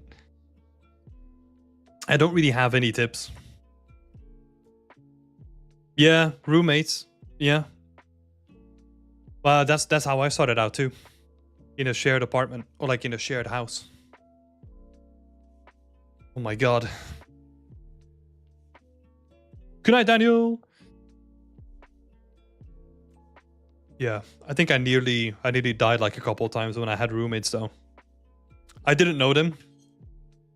Some horrible things that happened.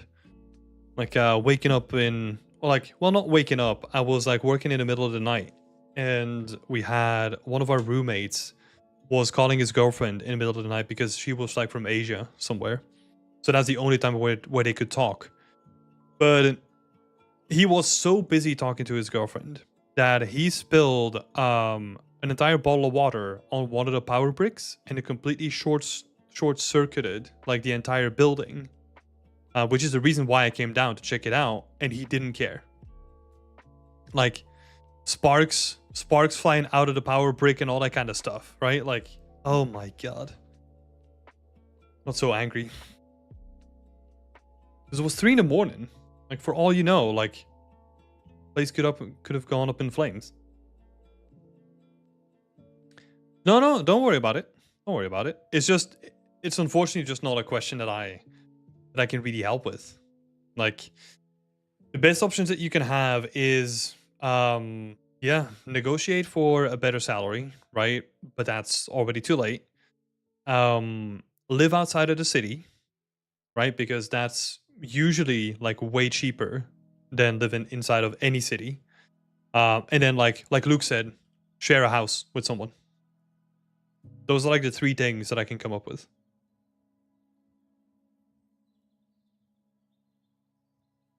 Live in a crack den. Oh my god. Damn, Jay, coming up with the good suggestions here, huh? Oh my god.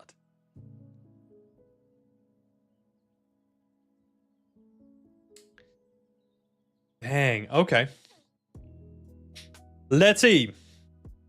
Talking about crack, let's crack on.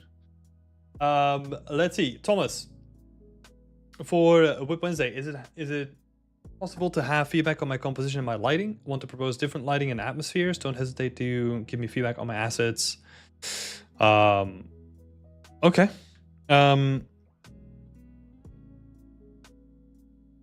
I think this comes back to what we were talking about today a lot, right? Is contrast. I am way more interested in these guys.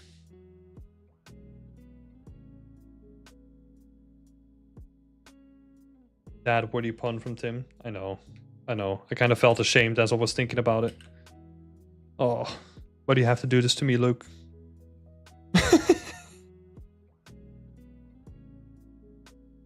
I've lived in a 2-meter by 3-meter room with an angry Polish neighbor. Yeah.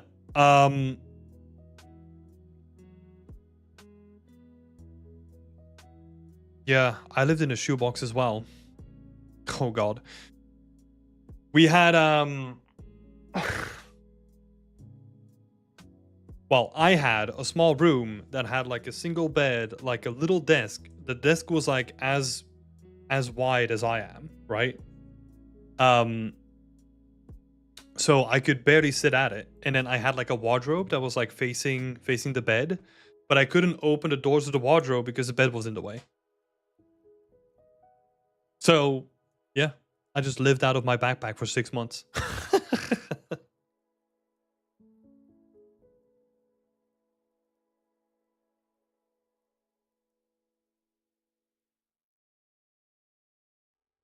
Okay, cool.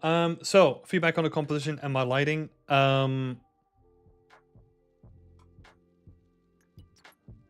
Let's see. I like this angle more. Right, again, a couple of quick tips. Rule of thirds. Use the rule of thirds. Think about like these points, right? And put your focus around those points. Keep that in mind. Use that in like all the tips. Because right now it kind of feels like it's in the middle, but it's not. So it kind of feels a little bit weird.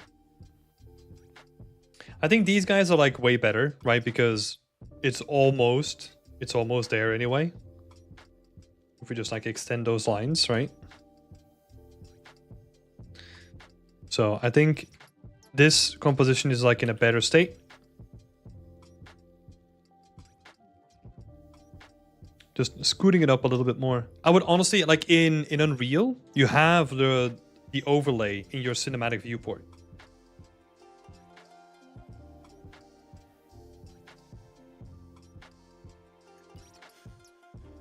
Cinematic viewport, and then you have like your rule of thirds like overlay. It kind of just looks like the rule of thirds in the top right. So I would have a look at that. I like this one as well, like the bottom one, even though I think I just dropped this bottom one wrong, right? Yeah. This bottom one has a lot of vibrancy going on as well, which I kind of like too. But yeah. I would look into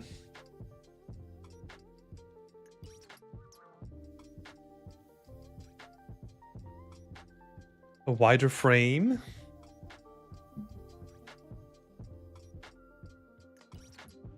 So what is it again? I keep forgetting it. Like 21:9 cinematic aspect ratio, right? So 9:21.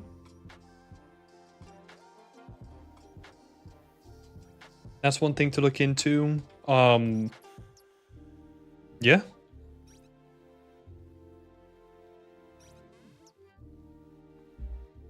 Honestly, gonna keep it at that. Pretty broad strokes, but yeah. Keep thinking about the framing. Keep thinking about the rule of thirds, right? Which is like a really good tool to use. And then this, honestly, when the lighting scenarios, like this comes more down to what you prefer and what you kind of want to show off, right? And make sure that you keep in mind like the focal point, right? Like how are you going to showcase that this knight on the horse is the main focal point, right? Think about the contrast in your scene. Think about like how you're going to be pulling towards that character, right? Because remember when we talked about last time, the banners and the flags and all those things, they were in service of the focal point, right? Like I'm very deliberate, let's say with these banners and like all that kind of stuff hanging here. I'm using those as like leading lines towards the main character. For Unreal cameras, 34mm by 14mm gives you like 21:9-ish. Yeah, awesome. Thanks. I'm not sure about like all the measurements myself, right? So I'm gonna trust you, Thomas. Thanks for sharing that. I honestly, I'm a dumb artist, you know? I just look at like the calculation that it does. It says 21:9. I'm good. I don't even know much more about cameras. But that's as far as I go, usually with that stuff. But yeah, thanks Thomas B. Loving the work. Keep it up, man. Keep it up. Moving on to Darkon. This week's questions. Is there anything that I can do better regarding the... Wait. Oh, lost track. Curved wall sections. Darkon. Where are you in the list? Numero uno. I mean, this is honestly a question for you, right? Like, is this the best that you can do? I mean, it feels weird that you're asking me this question. Because I feel like from what I remember, like the original picture looking, like I feel it's pretty good, right? What did you do with those sections? The sections in the back look way better than they did before. But that actually looks quite nice. Especially in some of the other screenshots as well. So that's looking good. Should I treat the ceiling the same as well? I'm not sure what you mean by that. Oh, I also use some decals for some grunge and dirt effects to break up the material on the curved sections. Yeah, I mean, whatever. Okay, so the way that I would look at this is whatever you're gonna show, if you're gonna show it, work on it. I have not seen too much of like the actual ceiling, so keep this in mind. If you're gonna, it only matters if you're gonna show it off that you actually work on it, right? So if you're not gonna show the ceiling too much, you don't need to work on it. If the ceiling is gonna be prominent, you need to work on it. That's up to you, Darkon. Like, what kind of vibe do you want to go for, right? Think about in real life where like most of the dirt and what kind of dirt would come from it, right? Think about like this place where we're at, right? I could kind of see that this is like a sauna kind of situation. What kind of grime or dirt could you see in the corners of like a sauna room, right? Think about it in that sort of terms. Where I could almost imagine that, let's say, the ventilations might be a bit bad so that you get like some sort of like discoloration and a bit molding or something like that, right? That's the way that I would think about it, because if you're just gonna slap like dirt on the ceiling, how does that get there, right? You could have like a little bit of dust, right? To just add some visual interest, but dirt is not gonna make too much sense. So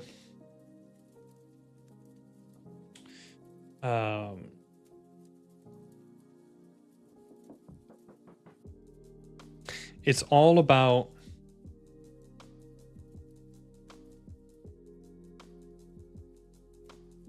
this is going to be so horrible to read.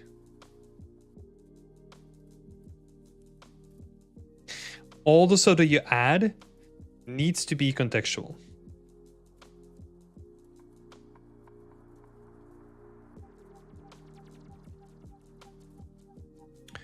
Like Yom saying, moisture, you can do some cool stuff with that, you know?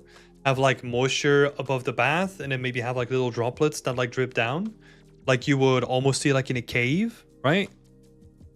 There's cool stuff that you can do with that. It just needs to be contextual, right? So context is really, really, really important. Think about like real life context and what you can compare to it. Is it possible to get some tips on the tub and the water? I didn't touch that area this week because I didn't want to move on without proper feedback. I'm not going to give you too much. I'm just going to say, look for references.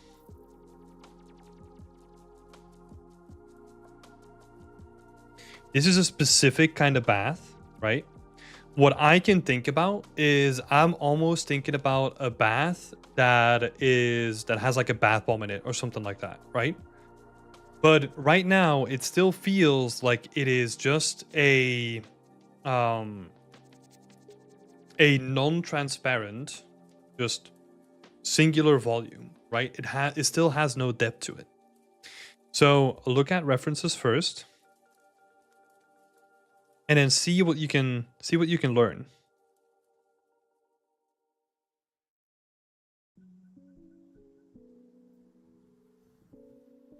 And sometimes you just have to look at like weird stuff, you know? With like weird stuff, I mean, what does colored water look like? What does like certain types of water look like? You know, you have to get somewhat close to like the water that they kind of use in that scene. But it still needs to have like some depth. It needs to have like fading on the edges. Like it needs to give you the feeling that it is water. I think if we zoom in on the core of it looks pretty good, right? You got the reflectivity, you got like the bubbles, you got all that stuff going on. But it's on the edges where it like really breaks apart.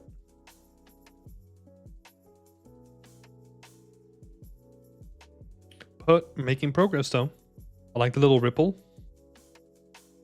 That's cool. I like the little water that's going on the edges. See? This contextual stuff like starts to look like really good.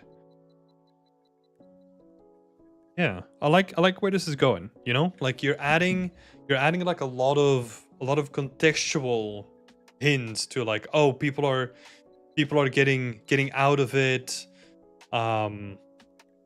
People are getting out of it, people are getting in of it. Like this is used, right?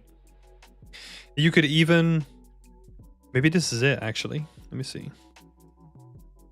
Yeah, you're indicating that people are getting out in a certain way as well. So yeah, making some good progress. Just like I said before, right? Like water rendering is freaking hard. It's tricky to get it right. Let's see. Jeremiah is asking if we can meet up for a coffee, maybe. Yeah, sure. At some point. I am pretty busy these days, so I'm trying to get a lot of stuff done. But at a certain point, yeah. Or maybe one of the pub meetups that like Playgrounds does. We'll probably see each other as well. There's a lot of them. Yeah. Let's see. Yeah, I think that's about it, Dargon. So thanks for sharing again, and good luck on making the water look cool. Right, let's see. Luke wants me to have a look at the scene again. And we're gonna speed things up just a little bit, right? So let me keep track of the time too. Thank you guys for the tips and everything. No worries, Luke. Thank you for putting in like the amount of work that you're doing. Like you're really trying to make it look really good, and I can tell. Okay. Pick an angle and rip it apart. Landscape and layout are my main concerns at the moment. I'm still working on developing new props to fill out the scene, completing my blockout props. I would honestly, the stuff that you're doing here with the background, I would completely scrap that. I would not even worry about it. Like I would just worry about like the main thing, and I would grab like a whole bunch of Megascan trees and bushes, and I would completely just cover up like this whole section. I would block it in completely. I want you to be worried about like the thing that matters to the scene. The rest of it, let's just do it the cheap way and just try to get it out of the way, right? Because this is the stuff that matters. Like just filling like the whole world doesn't matter. So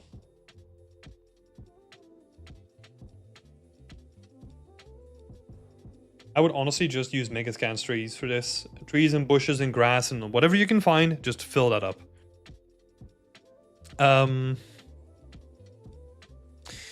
Then a couple of questions.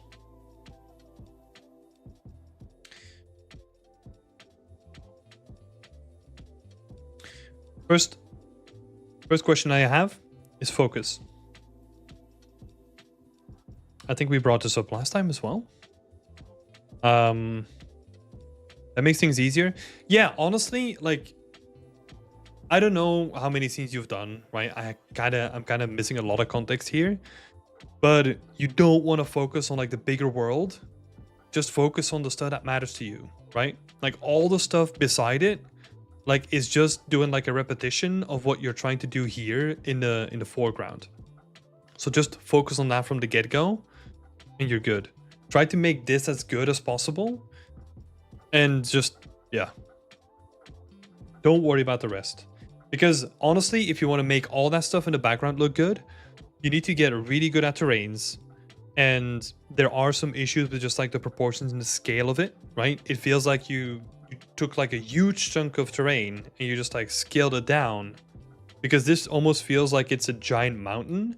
It's like right behind someone's house. So we're dealing with proportional issues as well. Which, in that case, like, I do not want you to take that onto your shoulders right now. And we're just trying to get rid of as much as possible and make it really easy. Because you still need to make the water look good, right? The water is a trickier thing that we probably can't get away from. And that's going to take enough of your time already, right? So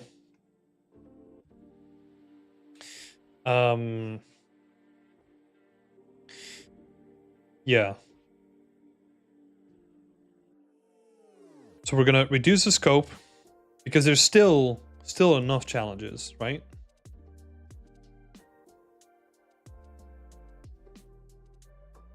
It's still a challenging scene. Next, my questions.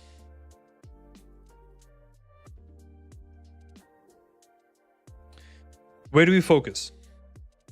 What are you trying to show us here, right? Especially if you focus on this section by itself. Where do you want us to look? Right? Because there's a lot of noise going on. There's a lot of visual density going on. Like, I know that partially that's also because I was saying you to do so, right? With like the variation between the corners and the insides. That has to be a little bit more subtle. But there's also just like a lot of stuff going on, and it's all evenly lit. And there's no sense of like, hey, I want you to focus on this, or like this is an important area. There's no contrast between the two things, right? So I would honestly say pick a couple of areas that you want to make visually interesting and just leave the rest a bit more blank. So what that could mean is, let's say we have this guy over here, like a bunch of barrels next to it, maybe like a bunch of fishing nets. And then we're going to get rid of like all the stuff that doesn't really matter to it, right? So if we want to make this stand out, we need to simplify the rest, right? And then maybe if we want to have this stand out, we also need to simplify the rest here as well. Again, there are some proportional things that we can do here. This feels like a really thick beam. We can really shrink those down because they feel like disproportionately thick, right? They almost feel a little bit of I don't know, they just feel too big.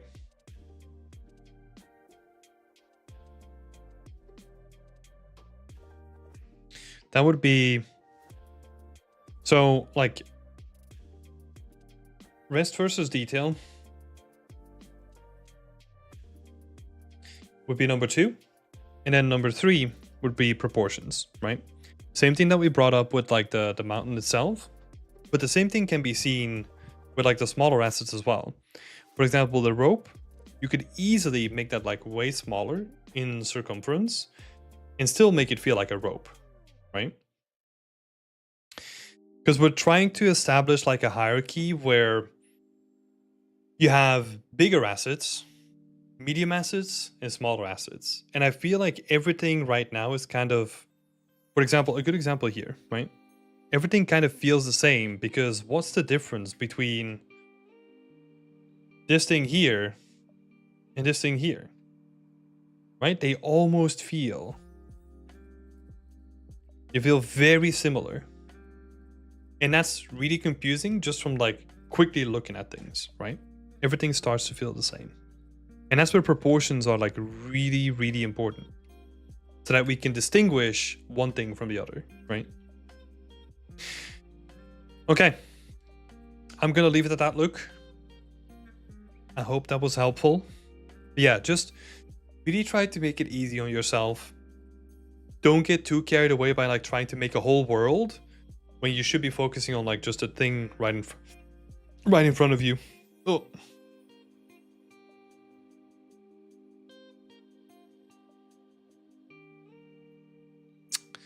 And yeah.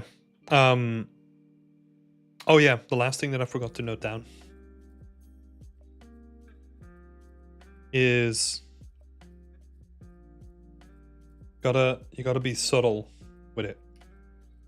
I like that you did the differentiation between the outer edge and the inner edge, right? But again, you did it in such a way where you added a lot of contrast to the scene, which then increased like how visually distracting it becomes, right? So I think you had it a little bit too subtle last time, but I think you've gone overboard this time. So we kind of need to find like a middle ground between the two. Awesome. Thank you, Luke. Yeah, you're doing a lot of work on the scene though. Like, I know that we kind of rushed through the whole thing, but like I like that you added like a bunch of fish, you got the shields, you got a lot of stuff going on. It's just the way that you place it like matters a lot as well. So yeah. Not everything needs to be filled with like a bunch of stuff, right? Like think about it as in like clusters, that you can have like clusters of interest with like clusters with like compared to nothing. Right? And that's the way that you make those clusters of detail stand out, because the rest of it allows you to focus on the things that matter. But yeah, thanks, Luke. Thank you so much for posting your work, as always. Lovely to see it. Lovely to see it grow. Next up, we have Thomas. General feedback on everything, but some points I would love to focus more on. The composition. Composition. Let's see. Composition. Ideas on propping, what props could work. Weak points in the scene. What I can improve on. Let's see.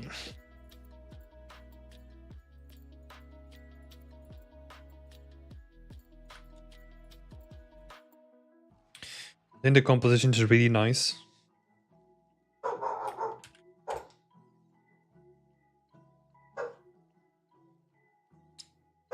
I mean, yeah, it's pretty straightforward, right? But it's quite nice as well, where you just have like a little channel that's leading you into things. Like you got the red carpet to lead you more into it. Got like a nice bit of contrast. It feels like a very well balanced scene at the moment. Hello, Thomas.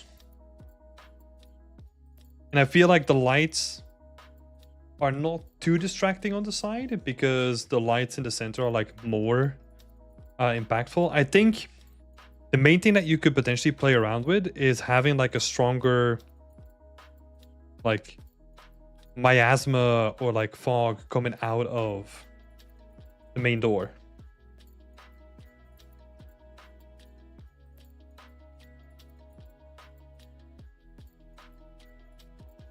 So that could be one thing to look into.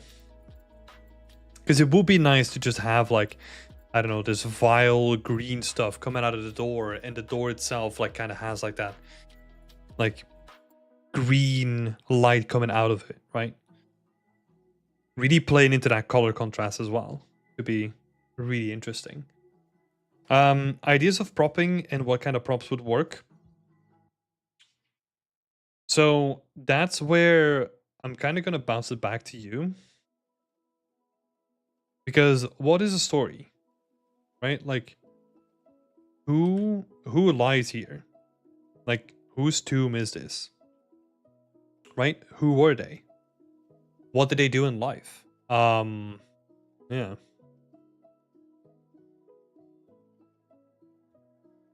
I have worked more on it since I posted the last pictures. Okay. Sounds good. It's awesome. Yeah, but like for the prop ideas, I would honestly just think about the story more, right? Who was here? What happened here? What happened here? Why did it happen? You know, like, is this a ritual to open like a demon door, like a la Diablo style, or is this more like a grave robber situation where they are trying to get as much valuables out of like this cool looking tomb, right? Those two stories have like drastic impacts on like what kind of props you would expect there to be, right?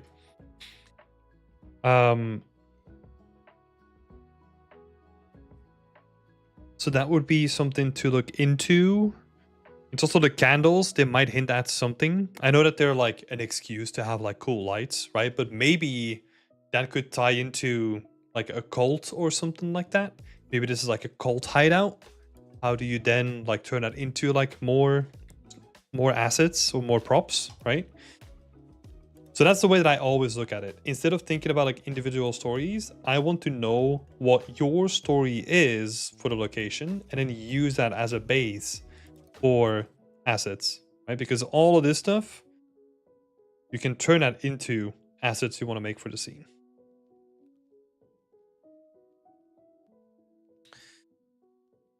Weak points in the scene versus strong points. Oh, there was one thing that I kind of stumbled on when I was looking at it first, is that a lot of the forms and the shapes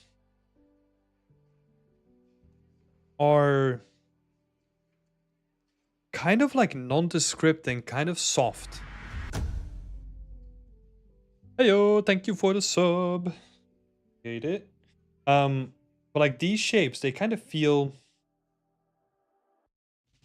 too soft.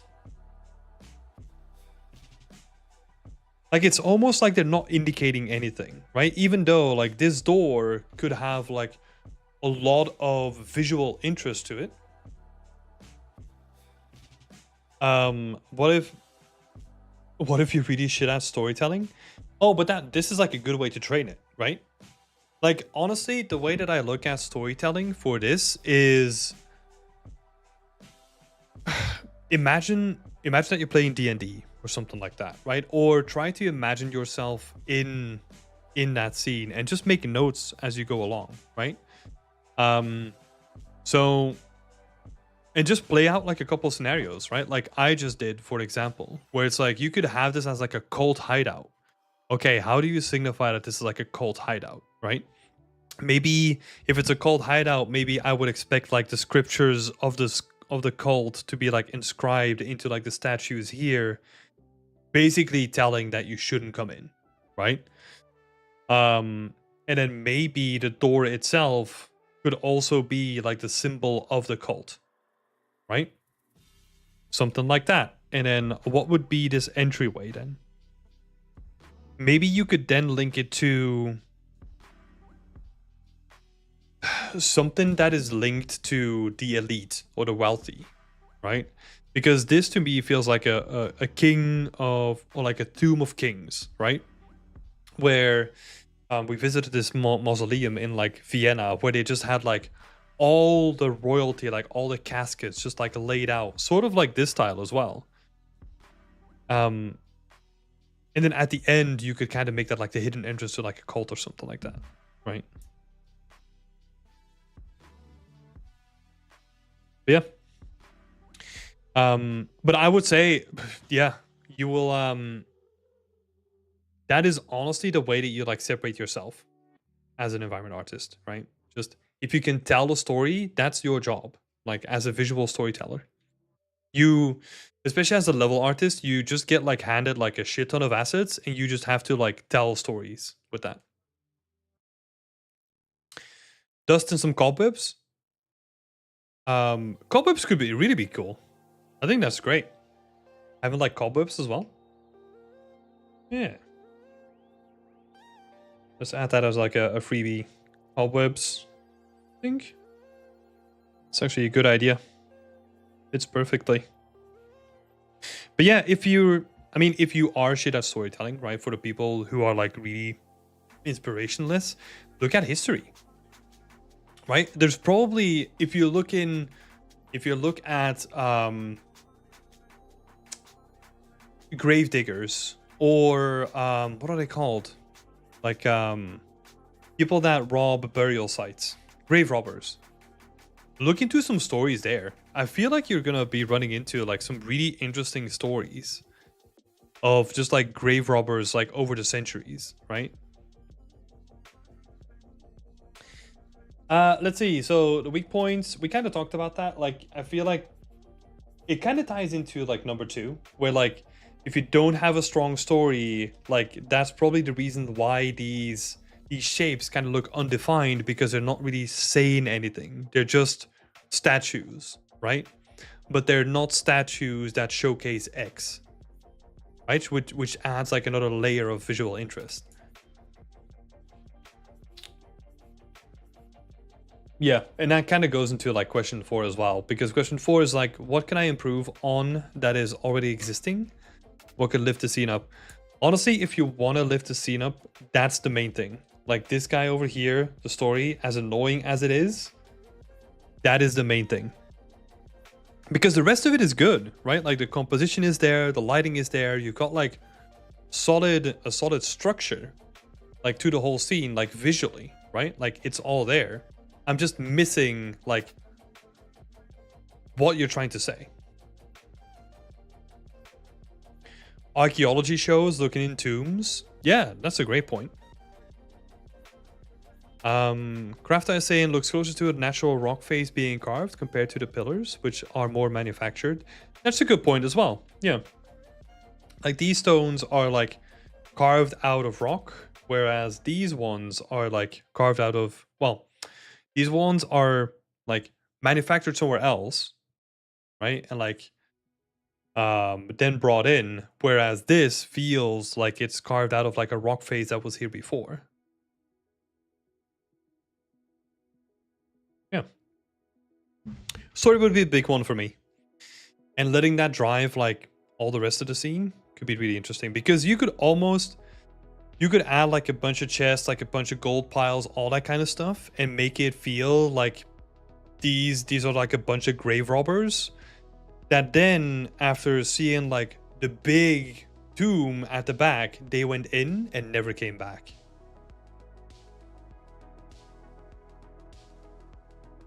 Thank you for those points. No worries, Thomas. Like it's always incremental, right? Like if you realize that is like your weakest skill at this point, like it just means that you have to put in more time, right? I wish I could like recommend this book already, but it's I still need to read through it. It's called Collaborative World Building for Writers and Gamers. I'm reading through it right now. There's some interesting stuff in there, but it's pretty dry. But I'm looking for good books when it comes to world building as well. So if I find some, I'll keep you all up to date. There are some tips that I wrote. There are some tips that I wrote in the PDF though. If you want to check that out on world building, you can go and check that out. It's like a little guide. Cool, but thank you for sharing, Thomas. This is looking great, as I said before. Very visually interesting scene, right? Let's see. Barbara is next.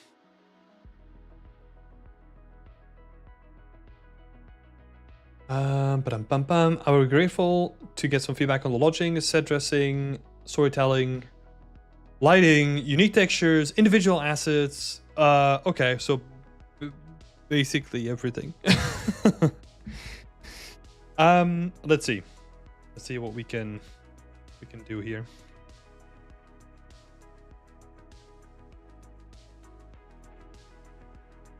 I will probably skip over the assets. I honestly think that the assets are more going to be dependent on what kind of screenshots and what kind of angles you're going to be choosing at the end, right? So I might just skip over like the assets. Because yeah,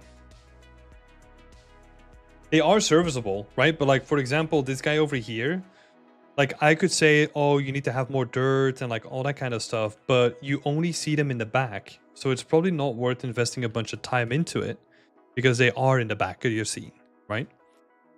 So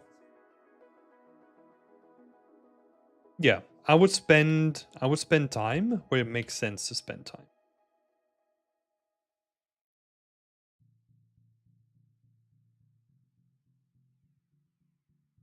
Would be grateful to get some feedback on the logic set dressing in storytelling. Was it like another angle as well? So first part is,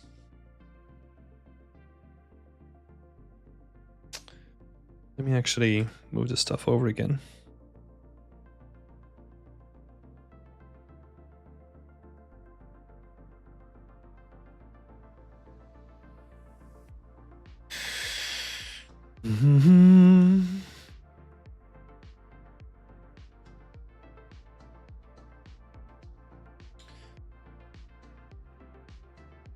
So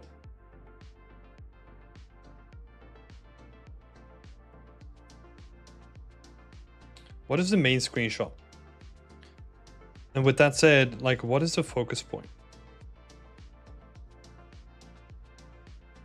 Right, that's the current thing that I'm not really sure about. Like, this is it's an intense screenshot in terms of lighting, right? It feels like the sun is casting a death ray upon like the earth, but it could be like an interesting just like mood shot. But I feel like you kind of want to focus over here, but we don't really have like another angle that kind of does that.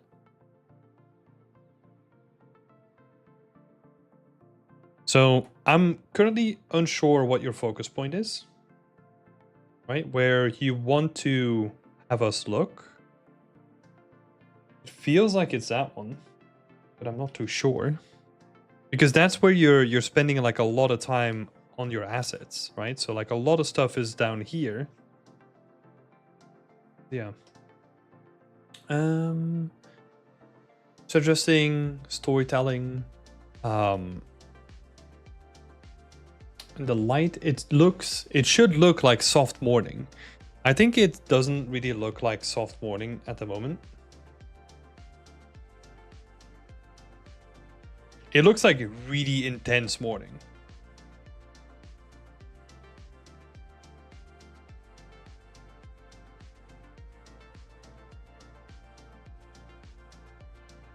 Because I think, did you add some images as well? Have a look. No, not really.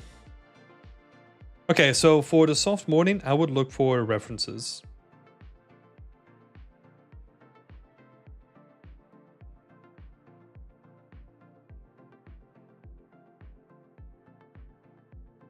That's what I would do. Have a bunch of references for your light. And then also like a bunch of references for like how you want to build up the scene and where you want to focus and how you want to portray the scene itself, right?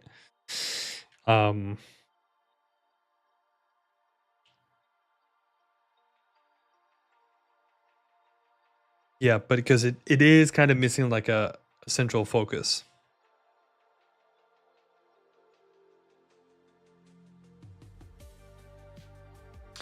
The stables are modular. I plan to expand the building by 2 to 3 horse boxes. I honestly don't think you should. The reason why is I would rather see you focus versus expand. Right? If you're trying to make something that's interesting and worthwhile to show off your portfolio, it is usually it's better to focus on higher quality versus quantity. So I would rather see less stuff that is way more impressive than like a whole bunch of stuff that is just mediocre. So I would not expand, and I would honestly make like a really interesting little scene here where you have like a horse with like a bunch of like equipment, and maybe showcasing a story of like a girl that's getting ready for training, right? Something like that, like a little story with like a study you already have. Be very interesting to do. Yeah. I hope that was helpful, Barbara. And thank you so much for sharing your work. And best of luck. Sammy is next. Sammy is working on this little scene. Do you think the character is good for the job, or would I need something else to focus on? I know that last time you wanted to focus on like the shop and all that kind of stuff, but it's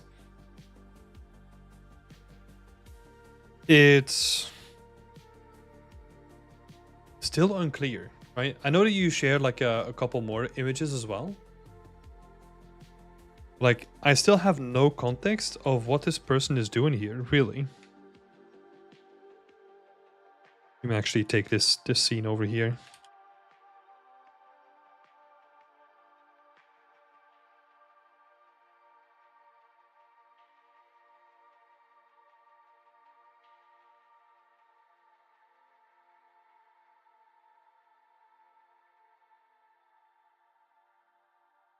And I think this is a difficult thing, right? If you incorporate a character in here, he needs to look interesting and posed in a way that makes sense to the story that you're trying to tell, right? The pose right now is, I don't know what's happening. Like, he's kind of sitting there, like, bleeding from one of his arms with, like, a gun, but then what did he shoot? Like, there's... Okay, there's maybe, like, a guy over here? Okay. But why is the guy over here if this is, like, his space? And who are we as, like, a viewer of this scene, right? Try to look at it from that perspective. I think if you're adding like a bunch of characters in there, like it kind of needs to start. It needs to make more sense from a wider perspective, where, it almost feels like we should be walking into the scene, but I have no clue what's happening. Right, so what are we looking at is still unclear at this point. Like, okay, like he shot someone, but why? Why would he shoot someone if I don't know what this person's role is and what he's doing, right? Like I can kind of get it if we're looking at it from a post-apocalyptic perspective, and let's say this guy is defending his like space, but then I'm expecting to see like some sort of like defensive position, and the person who is attacking that position would be outside of the perimeter, right? So we kind of have this like logical buildup of like, oh, there's like a couple dead bodies here, and like a couple steps away is like a defensive perimeter with like a guy sitting behind it, like checking if all the stuff is still okay, right? Like then we're trying to build a story. But now it just feels like we're on like a garbage dump, and I don't know why this guy is sitting here. Yeah. So I don't think it's currently doing the job. It's very confusing at this point.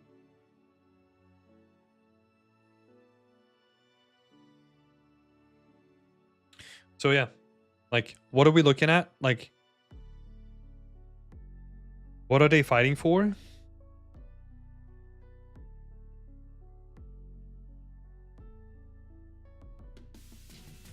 And who is fighting for what?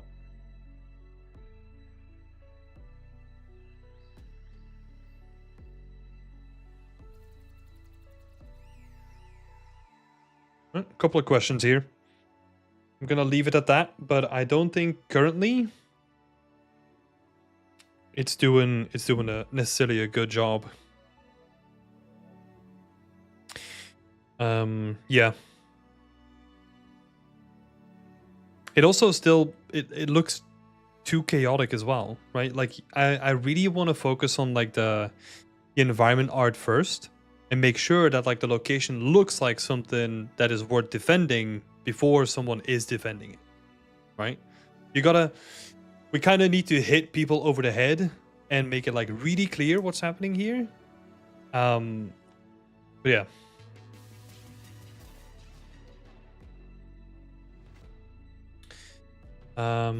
Let's see. Feels like I'm almost at the end of this one. It's looking too much like my last work, and I'm bored of the scene looking the same. I can honestly kind of tell that you're bored of the scene.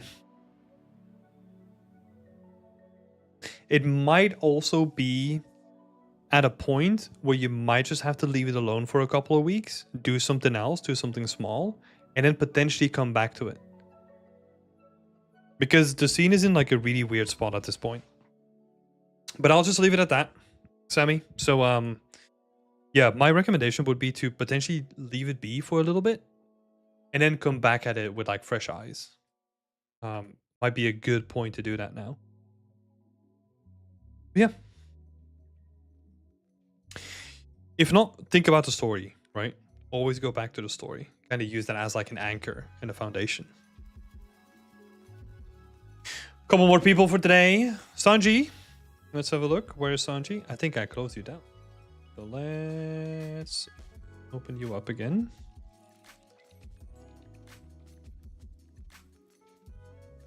Where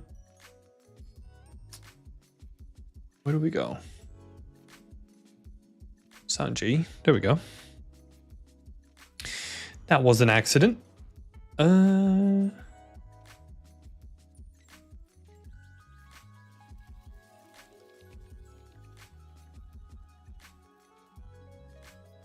I'm looking for things that would help me finish this project quick. Oh god.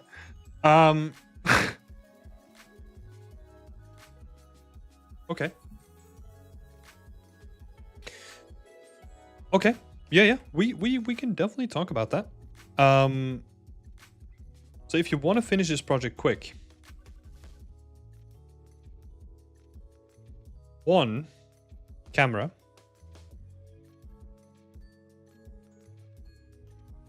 That would be like the first thing to do, pick a single camera shot, right? Like a single camera, and just only work on that. Pick one that is like condensed as well, and how would I say that? Like, pick a camera that's restricted, right? Because for example, if you pick this camera here, you need to do the buildings, you need to do the terrain, you need to do sky, you need to do foliage. Like, there's too much here compared to this camera here, where you don't really need to do like the mountains anymore. You don't need to do background, and you can just focus on the buildings, right? So make sure that your camera is like restricted to the things that you are good at, right? Or want to be good at. Like, focus on the things that you want to do. And that would be, yeah, focus, right? Focus on the things you want to do.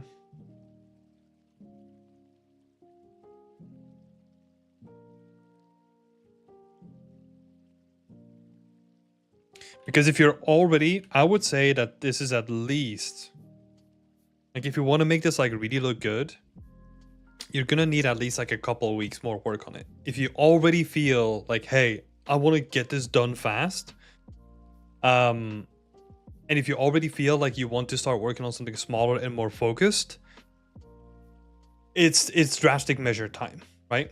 Pick a single camera, focus on the stuff that you want to do, and really cut down on the amount of stuff that you have to do to make it look really good. Or come back to it later.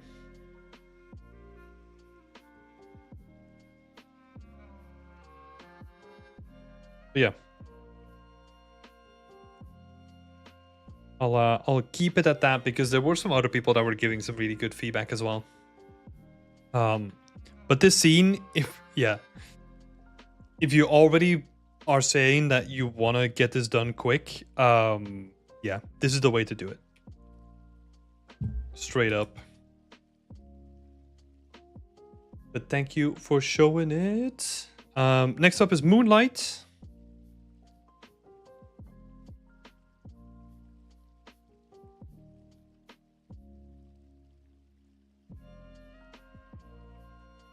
No, it's not.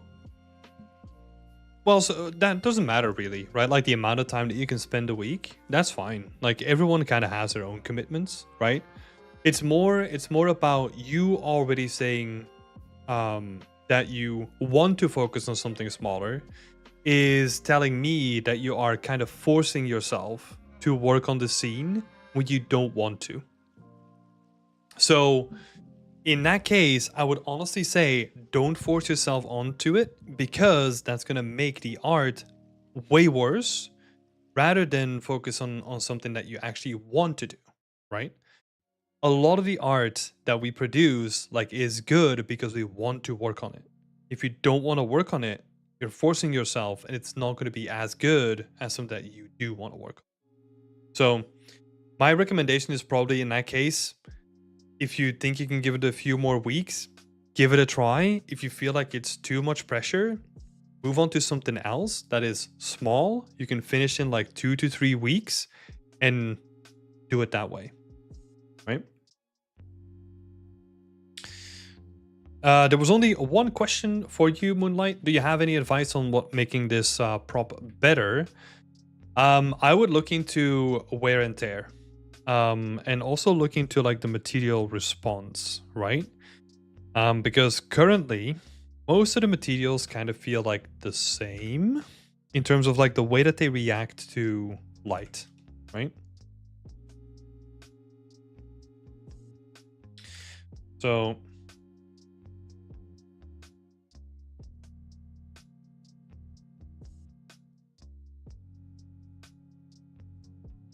I would say roughness variation is the first one that I would look at. And number 2 is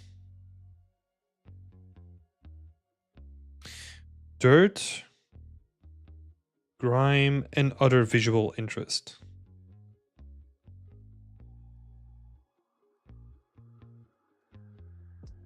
Right, so have like little bits of like dirt collecting in the edges.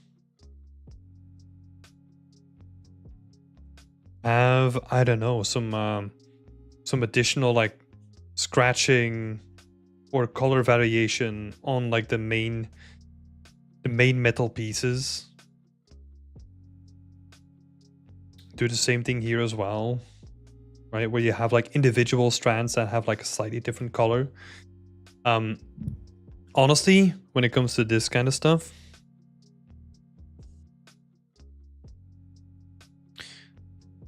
references. A lot of references. And whenever I say references for stylized stuff, I'm talking about realistic references, right? So what does a rope look like? What do you want to take from that reference that you can implement in your scene? Yeah, I think the roughness variation could definitely help as well on this one. I also like what is happening here, where you have like the blue shadows coming in. Something interesting happening here. Nice little bit of contrast. Yeah. Where everything is derived from reality, right? Like stylized is just the way that you decide to make it stylized. But you're still gonna have to look at like realistic references to get an understanding of how things work, right? Or like how metal actually works and how metal reflects. And then you as an artist can say, okay, I know that metal works in this way in real life, but I am gonna turn it into something that is like a stylization of reality, right?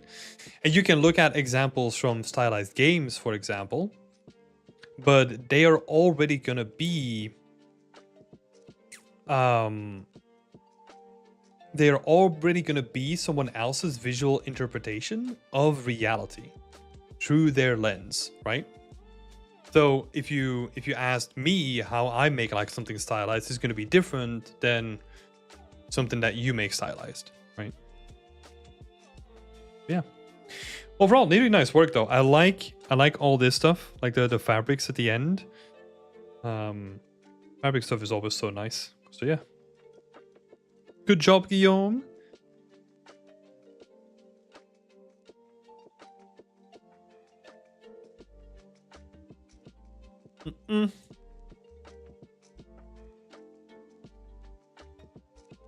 Yeah, great job. Okay, the end is in sight. George.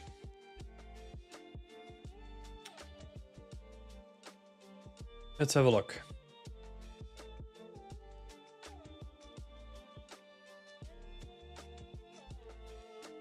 No worries. Happy to help, Guillaume.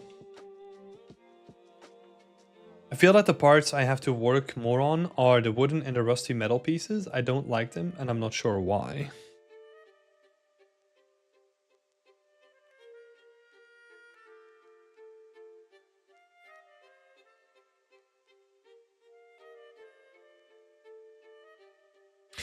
It's looking quite nice overall, though.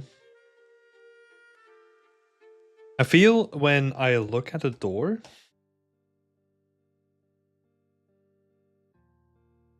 you've done a really good job of adding like the dirt to it, right?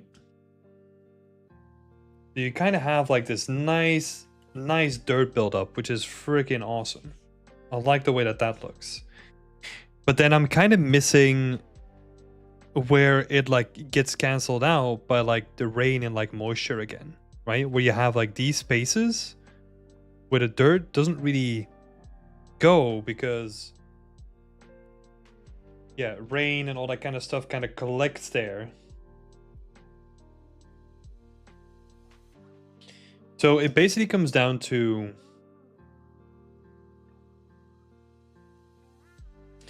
you've almost got like the base layer and like the first layer of dirt like really nice. Like you got that nailed down, right? It's looking super good.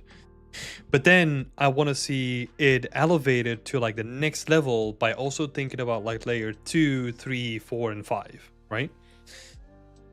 Then what that could be is you've got your base, and then you've got your dirt, but I'm also missing like the wetness, right? Like where like what I was saying before, but like when water collects, like you can kind of see that around like the edges of like most things that stick out, where it just like cancels some of the dirt. Also, like a heavier discoloration at the bottom, perhaps, because people are kicking their feet on like the bottom section.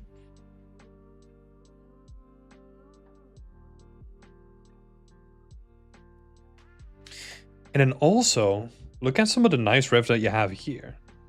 Where, first of all, I'm kind of seeing on like these doors, where it's almost looking like the side where people push the door in is like heavier discolored than like certain other sections, right? So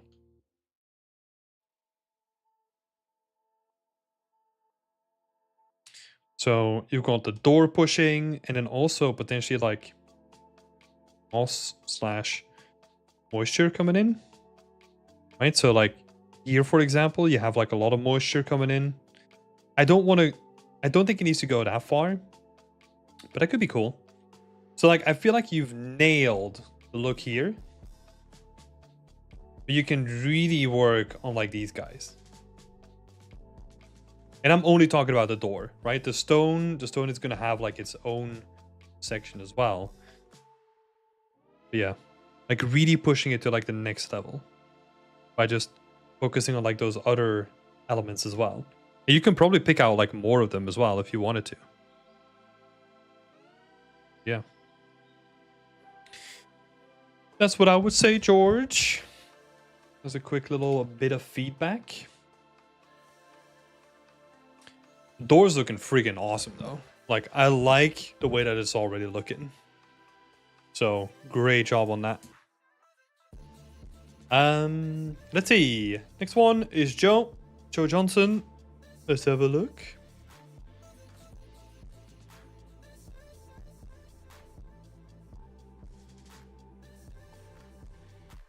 I like that you have like some more of the, oh shit, what are these called? The lockers. I like that you got more of them open. It's really nice. I like the density of the TV as well. I think that's really well done. Let's actually have a look at the video, right? Because I feel video. Hey George, thanks for popping in. Awesome. And then Luke, you have to head out. Thank you for the feedback. No worries, Luke. Thank you so much for being here as well. Appreciate it. And best of luck with the scene, man.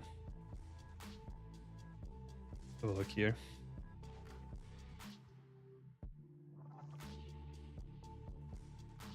Yeah. It's quite nice. I like that. Do we have another shot? What's happening at the end? Okay. I like this. It's looking cool. It's kind of a shame because in the beginning I was like, oh, he didn't do like the footprints or anything like that. But it's just because we're not really seeing it here, right? In this section, you're not really showcasing like any of the footprints or handprints that you've added, right? Which could be like a really quick fix because you got the assets now anyway.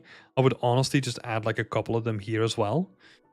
Also because that is like one of the images that's probably going to be like pretty prominent on your portfolio, right? Just having them here. Because I think this stuff, oh my god, that looks so good. Because this is really hinting at like what the hell is coming out of that TV, right? And I didn't really get that from like this angle here.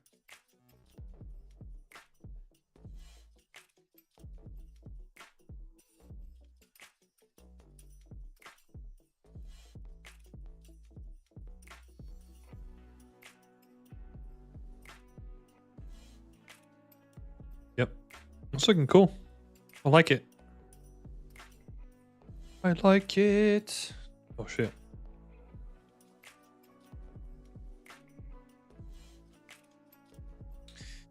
I'm not sure if the blood reads as blood. It does. It definitely does look way better than it did before. I think again some directionality could help. Right? Because it kind of feels like just like a generic thing. Like I would almost want it to be again, I think we talked about this last time, right? Like someone flopped out of the TV. You can kind of see it like a splash of blood. And then someone's like dragging their hands and feet through the whole thing.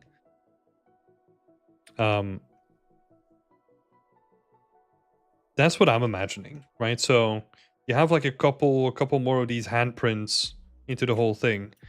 But then also just like a bit more of directionality going on as well.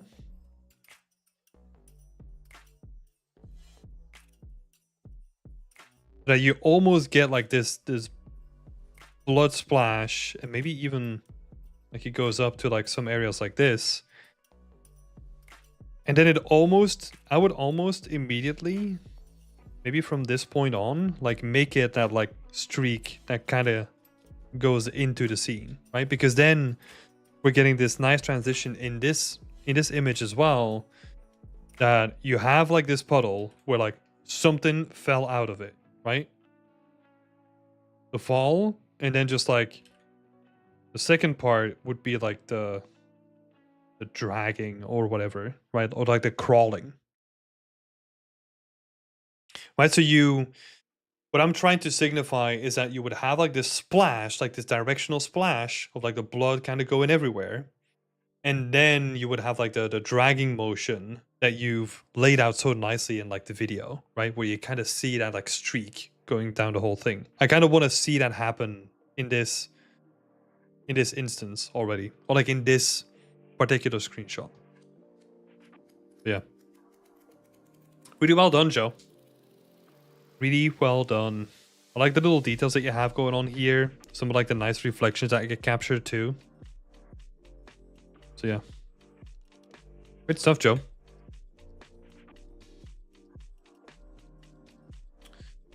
Be happy with how it's turning out? Yeah, I can tell. I can tell. Because I think, yeah, let me bring out the other one, right? So this one works pretty great. Like, I feel like you kind of have like this blood streak that's kind of like an automatic leading line, right? That works beautifully. It's just, yeah, this one needs a little bit of tweaking. I think we're good then. Yeah.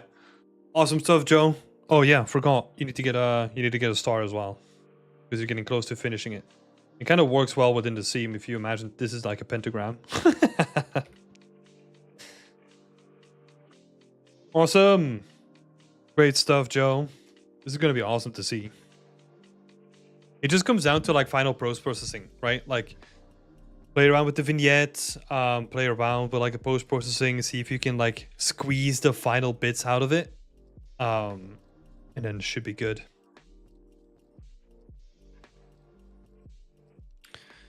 Awesome. Lizette. Lizette is next.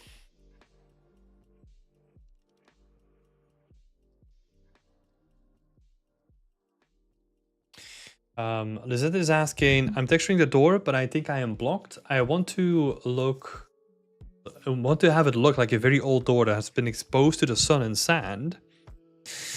But I don't think that is what I have currently. So the main advice here, whenever you are blocked with something, that is basically your brain telling you that you lack the visual information.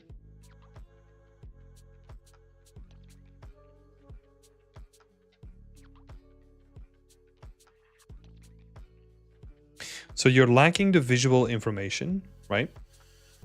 And the way that we get that is from references.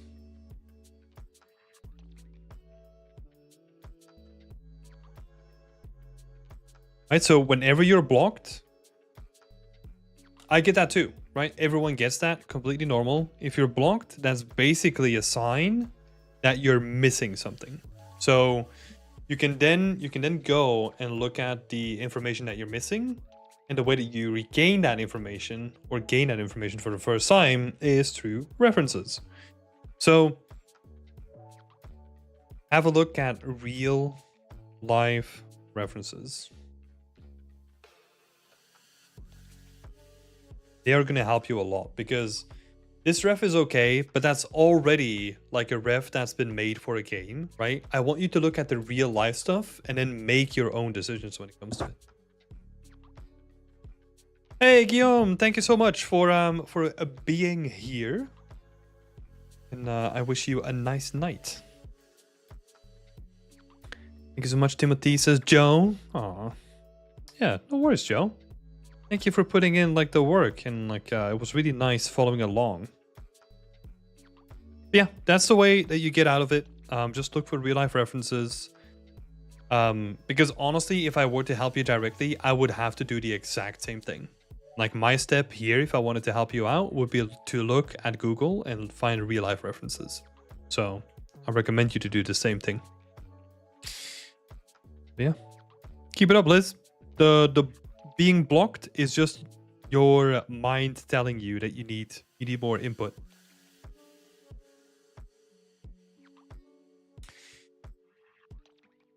Next up, Russell Walls. Let's have a look.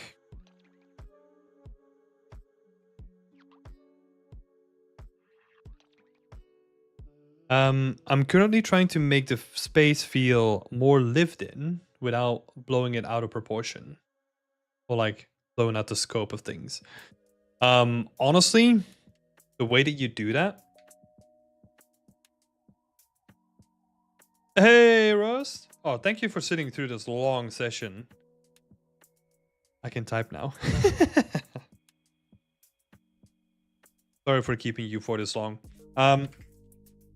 What I will say, there's a couple of easy things that you can do, right? If you want to make things feel more lived in, decals is the way to go. Like footprints, some generic dirt, some, I don't know, you have like a cleaning bucket or something like that, like little bits of trash here and there.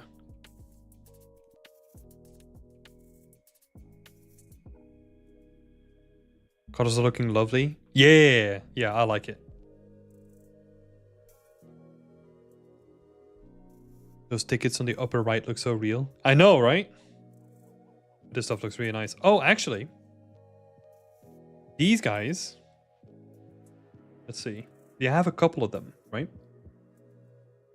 Actually, see. You look at some other images.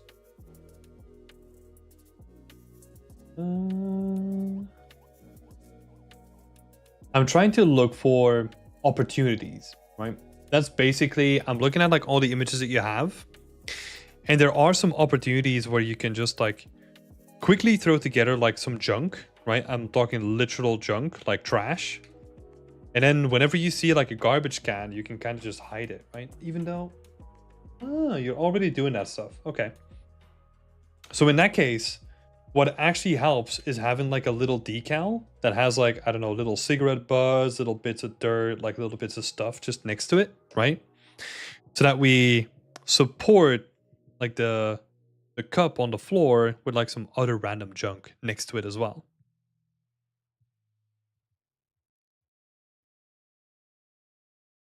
Like cigarette butts, etc. Right? As a decal, right? I'm just talking about like as a flat decal.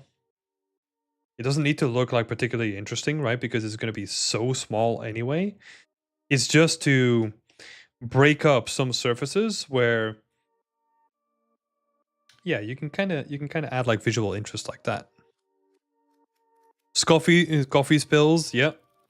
Yeah, especially for this kind of stuff, right? If you have like the coffee rings and maybe like, I don't know, you have like a little spill over here, and you could make that spill, you can make that like neutral in color, and then just give it any sort of color that you want inside of Unreal, right? Makes it like really flexible.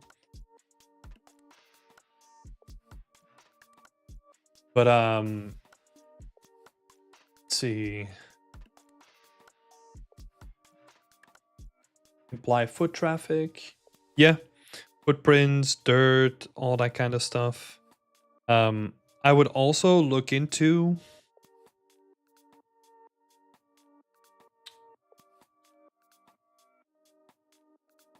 well, you kind of have like a very nice amount of like subtle stuff going on, which is really cool already.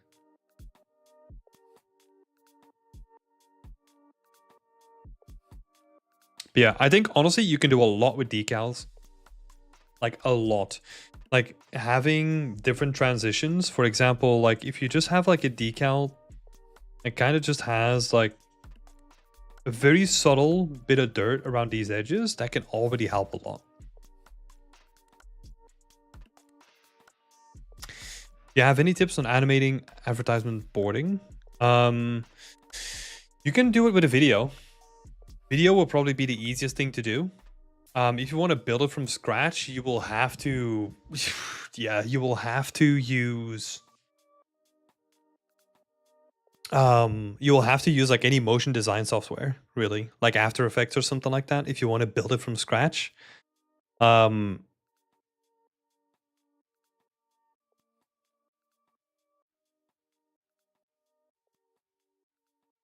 way, okay, this is gonna feel really dirty, but the way that I would do it is probably I would design something, right? I would design like, I don't know, like an advertisement, and then kind of turn it into like a GIF by just like animating like all the frames.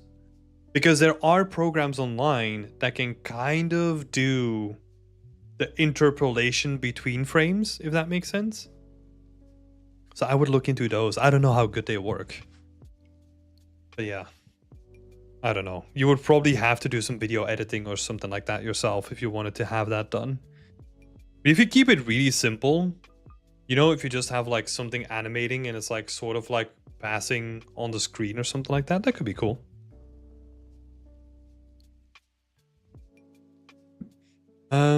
Let's see. Is there a specific area I should focus on honing in, or like a strong shot you think I should explore further? So this is the thing, right? Because you wanted to make it like an open world kind of thing.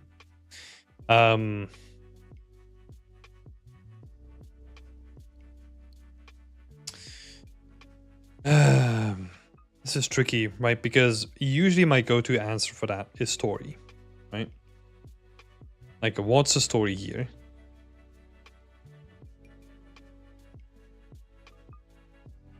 And I'm kind of thinking about a story where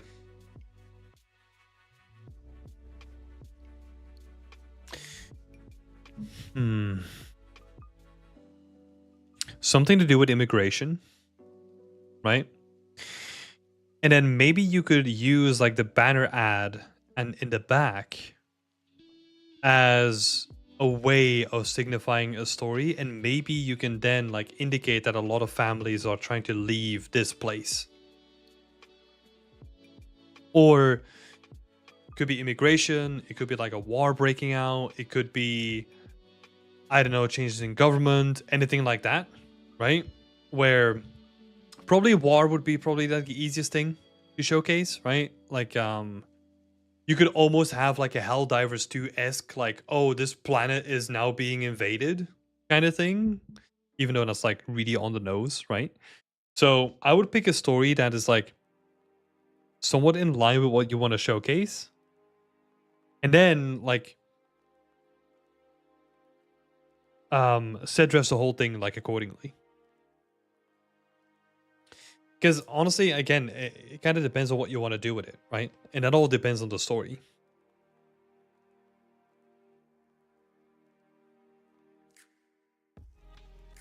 Because otherwise, it's gonna be pretty generic, right?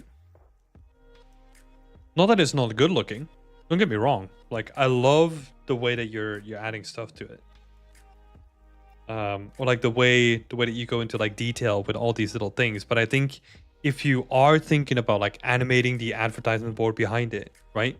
That looks to me like if you're gonna spend like a decent amount of time on that, looks to me like it's a good opportunity to then try to build some sort of story with that and kind of turn it into like something more, right? I know that we kind of focused on like a lot of like depressive stuff, right? You could also do something like, hey, Mars is now open for colonization, right? And then you could say like something like the shuttle to Mars is boarding now, or something like that, right? And then kind of turn that into like a situation where you could have people. Let's see if there's opportunities here. Milky Way coffee. You have like the travel tickets already. So I'm imagining, in that case, I'm kind of imagining that you would have like flyers for like this imaginary. It doesn't have to be Mars, right? It can be like anything else. And you just see like flyers of people that have actually booked like a trip there. That could potentially be cool. And then you make this sort of like a comparison between the two, right? You could have like you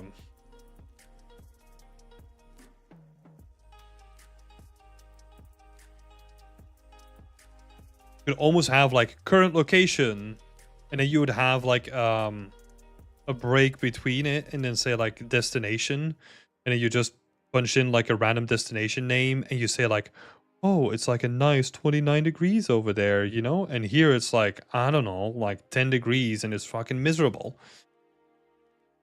You could kind of turn that into like a cohesive picture of the whole thing. Let's see, next arrival.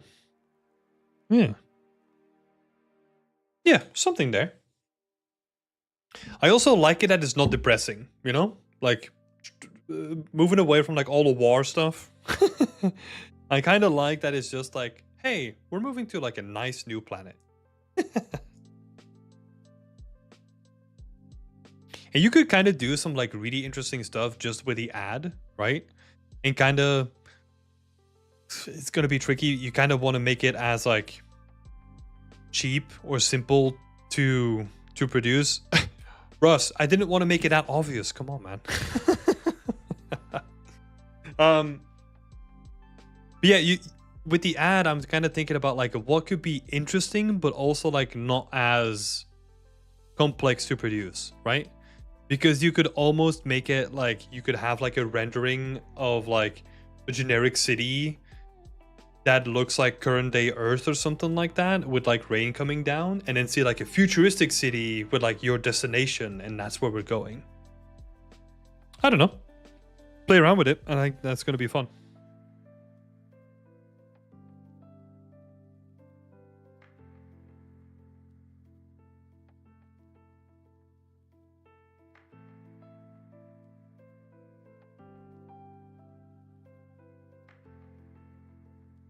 I like that. Yeah.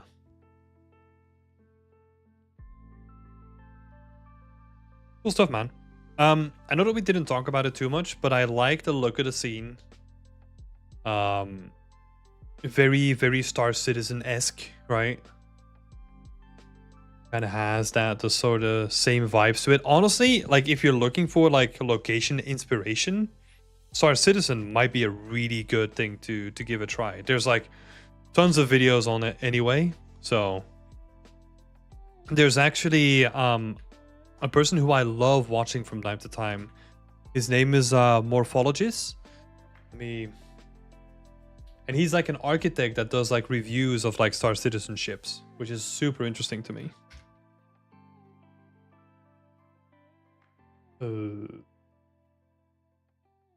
Let me see.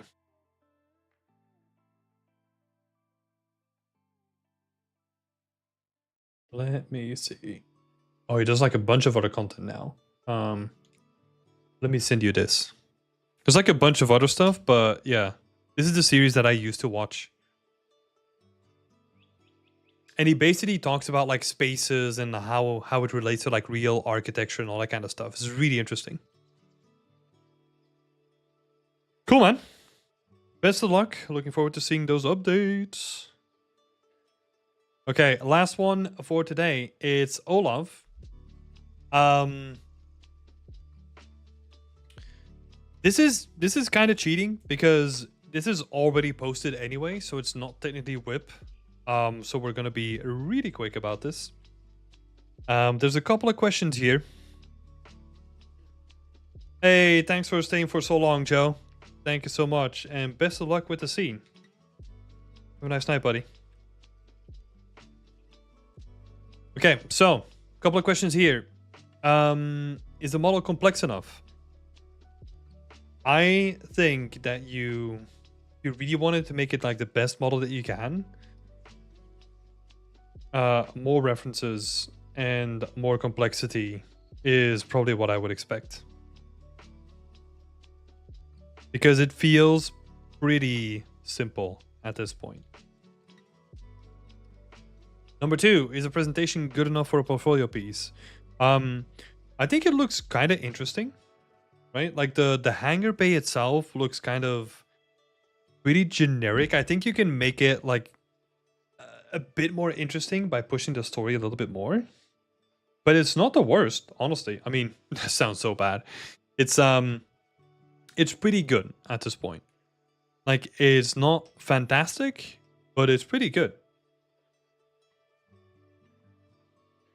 If there's one thing that I will say is pushing the story can definitely help here. And aren't the textures too expensive for this project? I've got no idea. Because I don't know how many textures you're using. Let's see. Oh, a screenshot from Blender. Hold up. So the turret and the body is in 4K.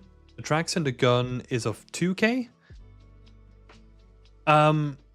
So when it comes to texturing a large complex asset like this, you will have to be smart about it. If everything is unique, that's usually not the way that you want to go with something like this. You have to look into there's a really good video from Dylan Abernathy.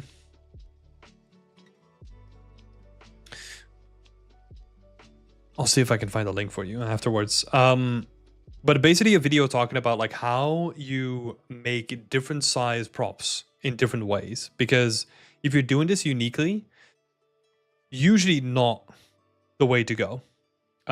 It would be a combination of tilables with decals and all that kind of stuff on top of it to get to that resolution and that complexity that you're probably missing right now.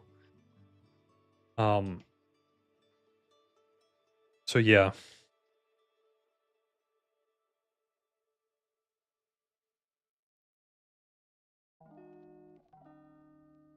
So texture for big assets is different. And is a model like this, like 100k tries, good for portfolio? Or is it supposed to be implemented as a nanite mesh? I would not recommend nanite meshes. I would definitely look into like optimizations. But we don't really have a wireframe here. So if you want for the next project to have a look at the wireframe of these things, feel free to share that and then we can talk about it specifically. But I would not rely on a Nanite mesh because Nanite is so specific at this point to like certain companies that use the workflow that it's not worth like focusing on that specifically. Because a lot of studios are still focused on like the older method of working. But yeah, short and sweet. That's gonna be it, Olav. Whenever you're doing the next project though, like feel free to build like whips like over time and like keep me in the loop of it. Because this is like already a posted project and usually I don't really critique those. So yeah. All right. But thank you for posting your work though. And looking forward to seeing what you're gonna post in the future. All right. With that being said, there's 16 people still here. I don't know why, but I appreciate you and I love you for being here, you know? Thank you so much for sitting through like this. What are we at? Like 3.5 hour session. Oh my God. I'm tired now. I'm knackered. So again, I'll say it again. I appreciate every one of you being here. Appreciate all the people that have shared their work today. Freaking awesome stuff that we got to see today. It's really inspiring to see so many people working on so many different things, and we see such a diverse range of people working on so many different things. It's freaking awesome. So, oh, thank you so much, Sulan. We'll stick till the end. Yeah. Oh, thank you so much for the support, man. Cool. I'm not gonna make it any longer than it needs to be. I'll be back next week for another session. And I think the week after, we are actually gonna do or try to organize a Whip Wednesday takeover. So we're gonna have someone else do Whip Wednesday, which is gonna be probably exclusive to the Discord. But I'll keep you all in the loop for that. So with that said, have a nice evening, everybody, and I'll see you next week. Bye-bye.